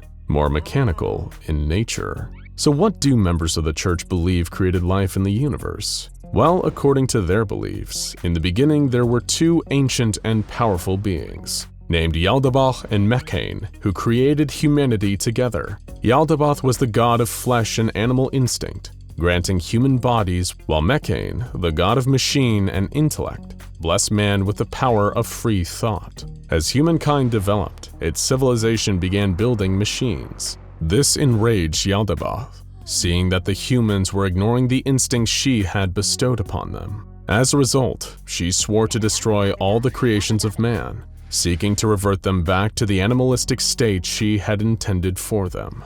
According to the Church's legend, Mechane acted as humanity's savior and intervened to stop Yaldabaoth. The god of machines shattered himself, transforming his metal body into a number of pieces to form a cage for his fellow god. These fragments of Mechane's body rained down on planet Earth, scattered and lost. The Church of the Broken God believes it is their duty, their only true purpose, to recover those pieces. As such, the Church is devoted to the worship of Mechane, their broken god that lies in fragments scattered across the world. Often using anomalous technology, members of the Church of the Broken God intend to uncover or steal these various components. The Church's ultimate goal is to bring the correct pieces together and eventually restore Mechane's form. It is their hope that he will guide them to intellectual enlightenment and bless them with new mechanical forms so that they can discard their mortal bodies of flesh and blood and ascend to a fully mechanized way of life. The one problem is that there could be potentially hundreds of pieces required in order to rebuild Mechane. He cannot lead the Church to glory and defeat Yaldabaoth once and for all with parts still missing. A number of these pieces have already surfaced as cataloged SCPs that the Foundation is either aware of or has in containment. Among them are SCP-882, or His Broken Heart, to the Church, SCP-271, His Broken Gift, SCP-813, His Broken Eyes, SCP-1139, His Broken Tongue, SCP-635, His Broken Mind, and finally, His Broken Blood, which refers to SCP-217. And then there's SCP-3179, sometimes referred to as the Seed. In 1909, a meteor shower rained over Dellington, a tiny village in England, but something else fell with the meteors. Something otherworldly. It was made out of liquid metal, its form constantly shifting and shimmering, never staying at the same mass or held in the same shape for long. The object, whatever it was, quickly fell into the possession of a group known as the Cogwork Orthodoxy. You see, within the religion of the Church of the Broken God, there exists a number of splinter factions that, ironically, broke away from the main church. One such group, referred to as the Cogwork Orthodox Church, augment their own bodies through mechanical implants. However, we aren't talking microchips. The Cogwork Orthodox Church will only use technology from the late Industrial Revolution, as they think it is more fitting of their god, Mechane. So what does this object, SCP-3179, have to do with all these tales of mechanical churches and broken gods? SCP-3179 is capable of extending its mass, forming long rod-like metal structures that protrude from its central mass. These rods are then used to create smaller entities, referred to as SCP-3179-1. These entities might lack the ability to expand or change shape the same way that SCP-3179 can, but they are specialized for a wide range of functions. The SCP-3179-1 creations are usually designed to help free SCP-3179 from its containment, and will obey this purpose without exception.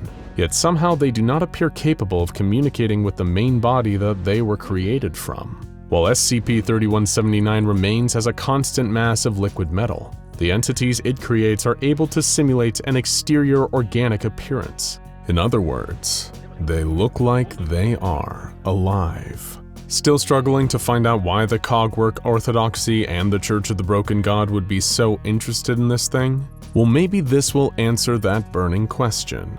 Warranty Silas, one of the members of the Cogwork Orthodoxy that recovered SCP-3179, thought the metallic object was the seed of Mechane. According to the beliefs of the Church, this liquid metal entity would one day expand to form the offspring of their broken god. Perhaps hoping to protect the future child of their faith's deity, the Cogwork Orthodoxy constructed a containment bunker around SCP-3179 in 1917. At first, this sturdy container seemed to have done its job, possibly having even been made using anomalous methods or properties to keep SCP-3179 in place. For over 100 years, it successfully held the entity and restricted its ability to grow. However, the unit has since been damaged by multiple attempts by the entity to breach its containment, and will likely fail completely within the next 5 years. You see, SCP-3179 isn't just alive, but sentient.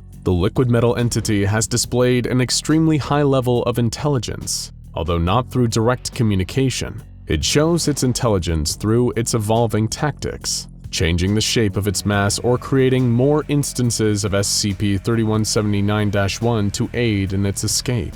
In fact, the so-called Seed of Mechane is so vastly intelligent in its strategies and relentless in its goal to breach its containment, that in 2016 most of the containment unit built around it had been destroyed. The Cogwork Orthodoxy had no choice but to directly contact the SCP Foundation and appeal to them to take over the containment of SCP-3179. Even after this exchange, the Foundation still had significant trouble keeping the entity contained. They couldn't transport it, instead assigning a mobile task force, Zeta-10, codenamed Death Metal, to monitor SCP-3179's growth. If a section of its body expanded too far beyond an acceptable level, these personnel had to step in and sever it from the main body of SCP-3179. Any part sliced, severed, or otherwise removed from the liquid metal mass still continues to grow for several hours after its removal. However, this growth eventually stops, and these pieces are left inert and lifeless. For example, on one occasion in late December of 2016, SCP-3179 grew a number of metal supports from its main body, not unlike multiple pairs of legs. Before the entity could use these new appendages to pull itself free and escape its containment, members of MTF Death Metal stepped in and severed them before they could fully grow. A few weeks later, in January of 2017, SCP-3179 tried a similar strategy, growing structures resembling propellers on top of its body and attempting to attain flight. Once again, Death Metal did what they do best and clipped SCP-3179's wings. It later produced instances of SCP-3179-1 in the form of numerous flying drones that it tried to use to fly away from the containment zone.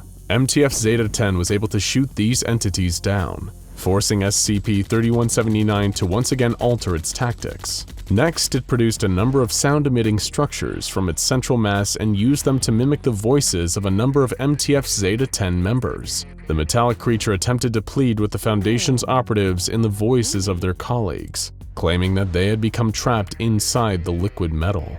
After no result, a day later SCP-3179 began to use the same structures to emit screams of the same MTF Zeta-10 troops. This time, the voices claimed that SCP-3179 was killing them and begged to be set free. Once again, the Foundation's personnel remained at their posts, though this breach attempt apparently added a lot more job stress to the role. SCP-3179 even on multiple occasions produced instances of SCP-3179-1 that were identical to existing MTF Zeta-10 members, trying to convince the others that the entity should be released from its containment zone. At one point, it was even able to use tiny SCP-3179-1s to replace the internal organs of one of the MTF Zeta-10 members in his sleep with entirely mechanical components. On the outside, The man looked to be human, his eyes, skin, and tongue all organic. But inside he had been made a puppet of SCP-3179 and sent off to sabotage a number of systems involved in the entity's containment. Luckily, the Foundation's forces were able to stop this new instance of SCP-3179-1 and terminated him.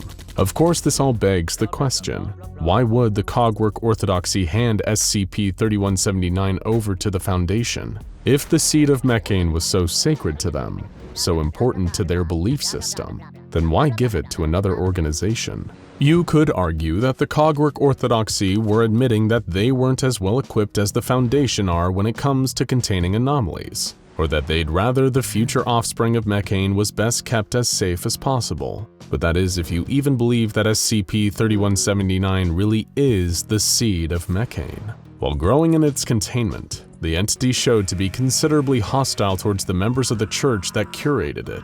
It even caused a number of casualties, killing many that wanted to protect it on behalf of Mechane. Additionally, the metallic mass wouldn't change its state whenever they would read scripture related to the broken god. In fact, it showed little reaction at all to any displays of faith from the Cogwork Orthodoxy. Surely Mechane's own offspring wouldn't have behaved in such a way.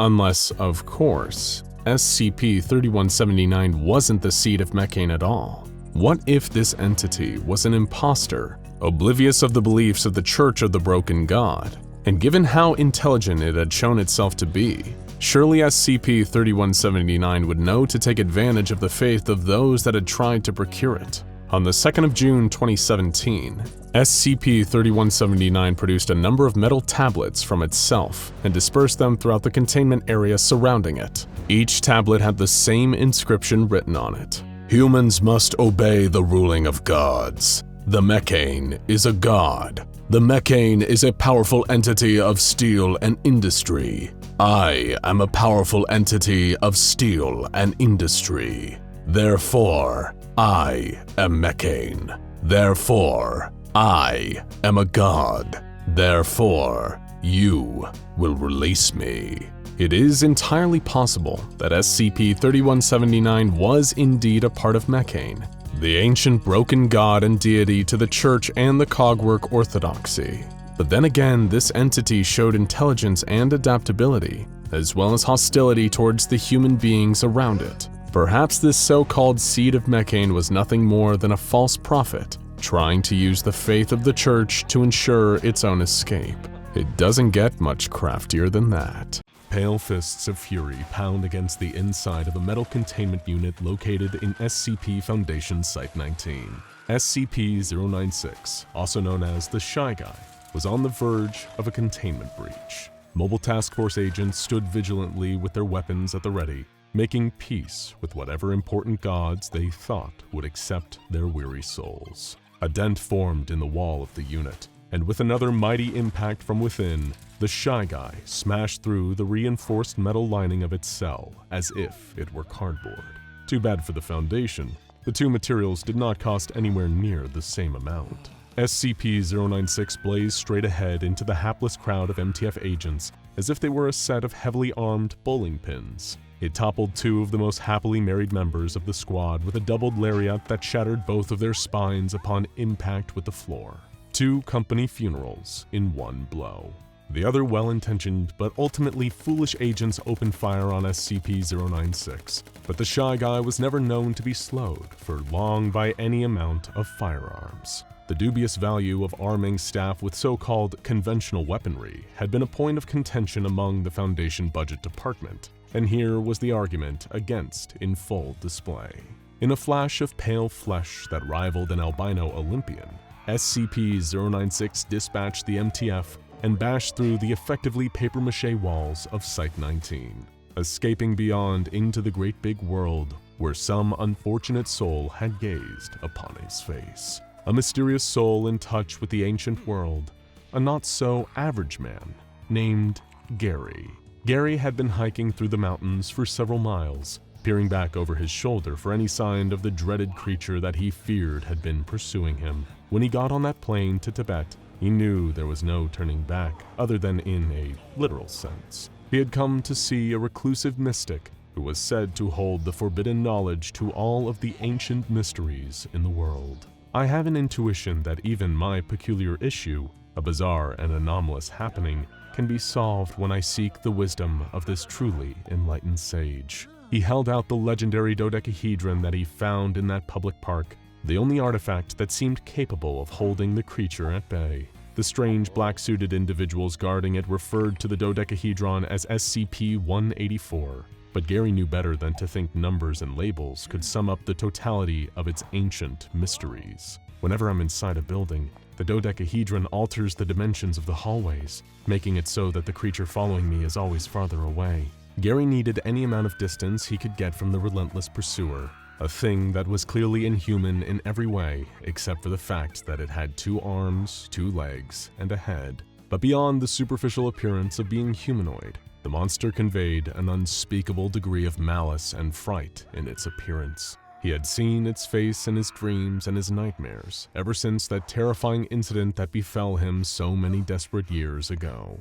Years of running, years of isolation, years of being confounded by ancient mysteries. During those years, he had assembled the ancient tables that had long ago been unearthed in the Superstition Mountains, which depicted a horse on one tablet and a heart on another. When the 2 slabs of stone were combined, the truth could be revealed. And what the truth was an ancient mystery.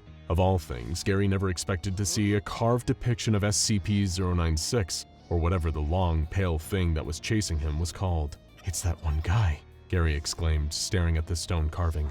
"It must be from this mountain or something. But who's to say? It's a mystery." That was only the beginning of Gary's travels, and every next step took him farther from the creature, but also closer to it in a metaphorical sense. The pale humanoid haunted him, and this mystic of the mountain would soon give him the answers to how to be free of it forever. He came upon a hut in the deep mountain as he expected to. Opening his third eye, Gary could sense a pervasive aura of mystery surrounding the building before him. He advanced with trepidation, for as tantalizing as the solution to his problem was, the idea of lingering mystery was perhaps more so. Gary stepped inside and saw through the hazy smoke of incense a man who could only be described as the Mystic. It was unclear whether he was young or old, but one thing was for sure. His starry robes and conical hat denoted him as a member of a secret order from the distant past. "I am the Mystic, and I was expecting you. Now I will explain everything about everything." The Mystic gestured to a grand knitted tapestry over his head, depicting an ancient or perhaps yet-to-happen battle between a long-limbed pallid giant and Gary himself. In the tapestry, Gary was surrounded by ancient mysteries, all of them powerful, all of them ancient, and all of them mysterious. He listened closely to the Mystic's words, knowing that the fated fight that he was dreading would soon take place. Mastering the ancient mysteries was his only hope of being free, but also of avenging his family. Gary had never wanted this life. Several years before, he'd graduated from college, majoring in theology and comparative mythology. With his entire life ahead of him, he returned home after completing his PhD, excited to soon enter the wonderful world of academia.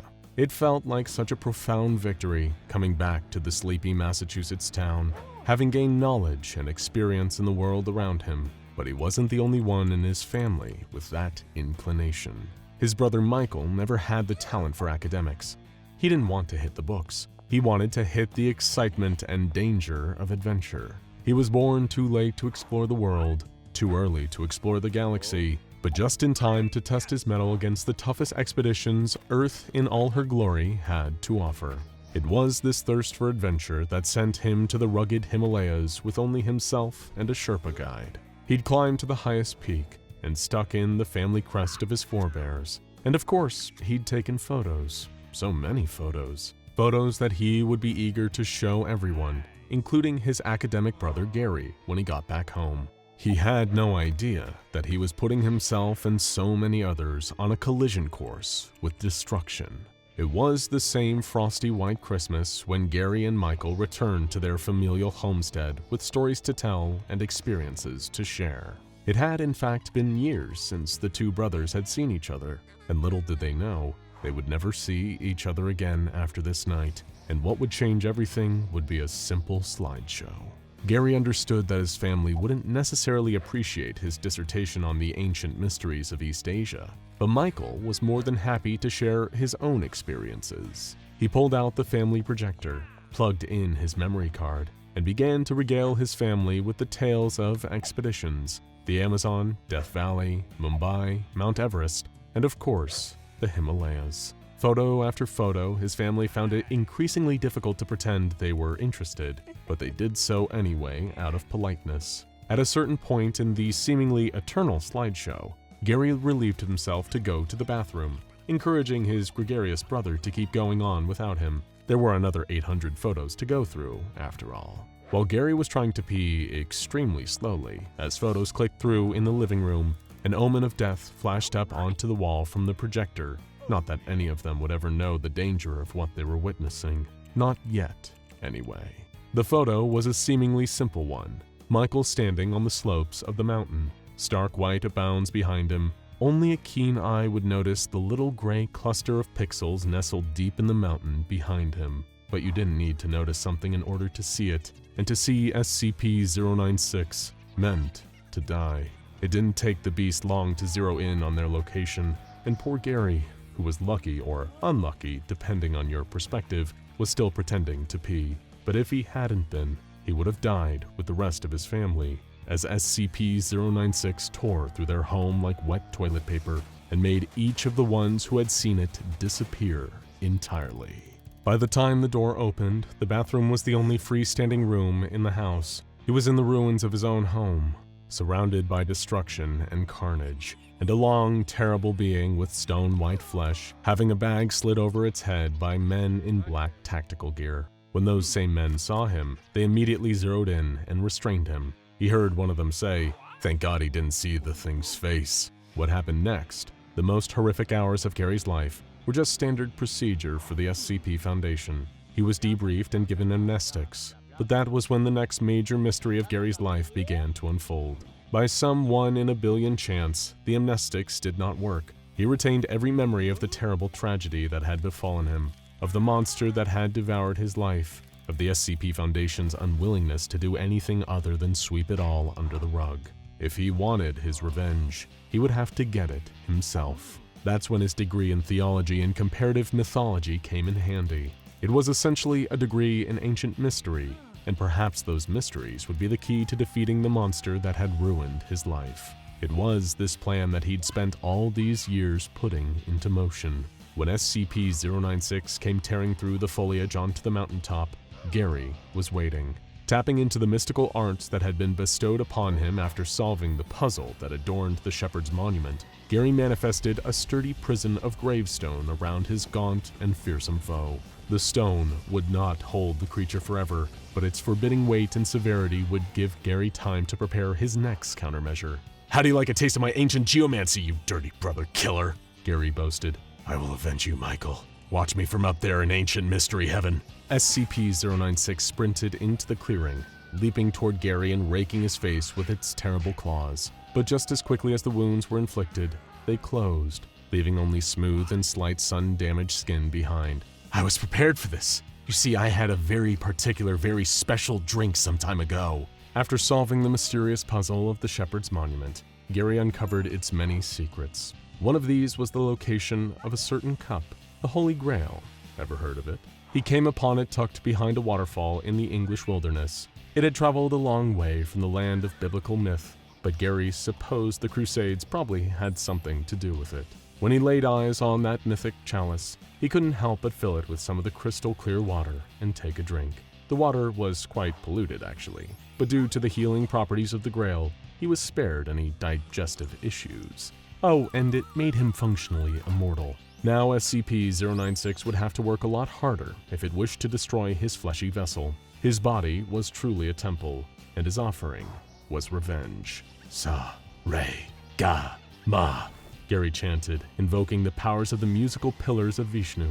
His mind entered the Akashic record, and within mere seconds, he searched through eternity for the power he needed to bring justice to this conflict. In astral form, he reached into the river of Samsara and pulled forth the flaming sword of Kalki. the incarnation of Vishnu that was to appear in the culmination of the Kali Yuga. Sa-re-ga-ma. Back in the physical realm, Gary was now wielding a Movanic celestial blade of pure cosmic divine flame. He brandished the holy arm and pointed it towards his gruesomely elongated foe. He braced as it approached and swung with all of his might, rending a wound in SCP-096's chest and setting it alight with the white-hot intensity of the universe itself. It's a good day to do what must be done by me and avenge my family! With the sacred and undying light of Lord Vishnu in my hand, I will bring the Kali Yuga crashing down upon you! Like a pair of samurai warriors locked in a cinematic standoff, Gary and the Shy Guy charged towards each other, and each delivered a brutal and flashy attack. They moved a few paces past each other, then stood there like a pair of wondrous monuments. A moment passed, with no indication of who would fall first. But then the Sword of Fire did its job, burning up the body of SCP-096 and causing it to fade away into ashes. Gary dropped to his knees, and the sword vanished from his hand, back into the depths of the cosmic ether, where it returned. I did it, said Gary, before he collapsed onto the ground. The fatal results of the wounds that had been dealt by SCP-096 took its toll, and Gary could feel himself slipping out of the mortal coil. He closed his eyes, content to leave the world behind if it meant that he had defeated his anomalous foe. On the other side of the cosmic divide between life and death, Gary met his brother, who had been waiting there in the Well of Souls next to the River Styx. Gary was happy to see Michael again, and expressed great interest in ascending together to the higher plane. But Michael shook his head. No, Gary, it's not your time yet. Michael spoke in astral form. There are mysteries you have yet to solve. Gary's eyes bulged with disbelief. He realized that his brother was right. While the infinite majesty of Nirvana had its charms, the world he was about to leave behind was still filled with so many unknowns, and he could not truly rest until he had unearthed the mystical answers behind all of them. When Gary opened his eyes, he was lying on the side of the mountain, a few feet from the ashes of SCP-096. He looked at the dodecahedron, his closest companion, and smiled. Now go check out SCP-096 Shy Guy Escape, Incident 096-1-A Containment Breach, or SCP-096 Look at a Picture of Shy Guy in Space, The Shy Guy Questions and Theories for more.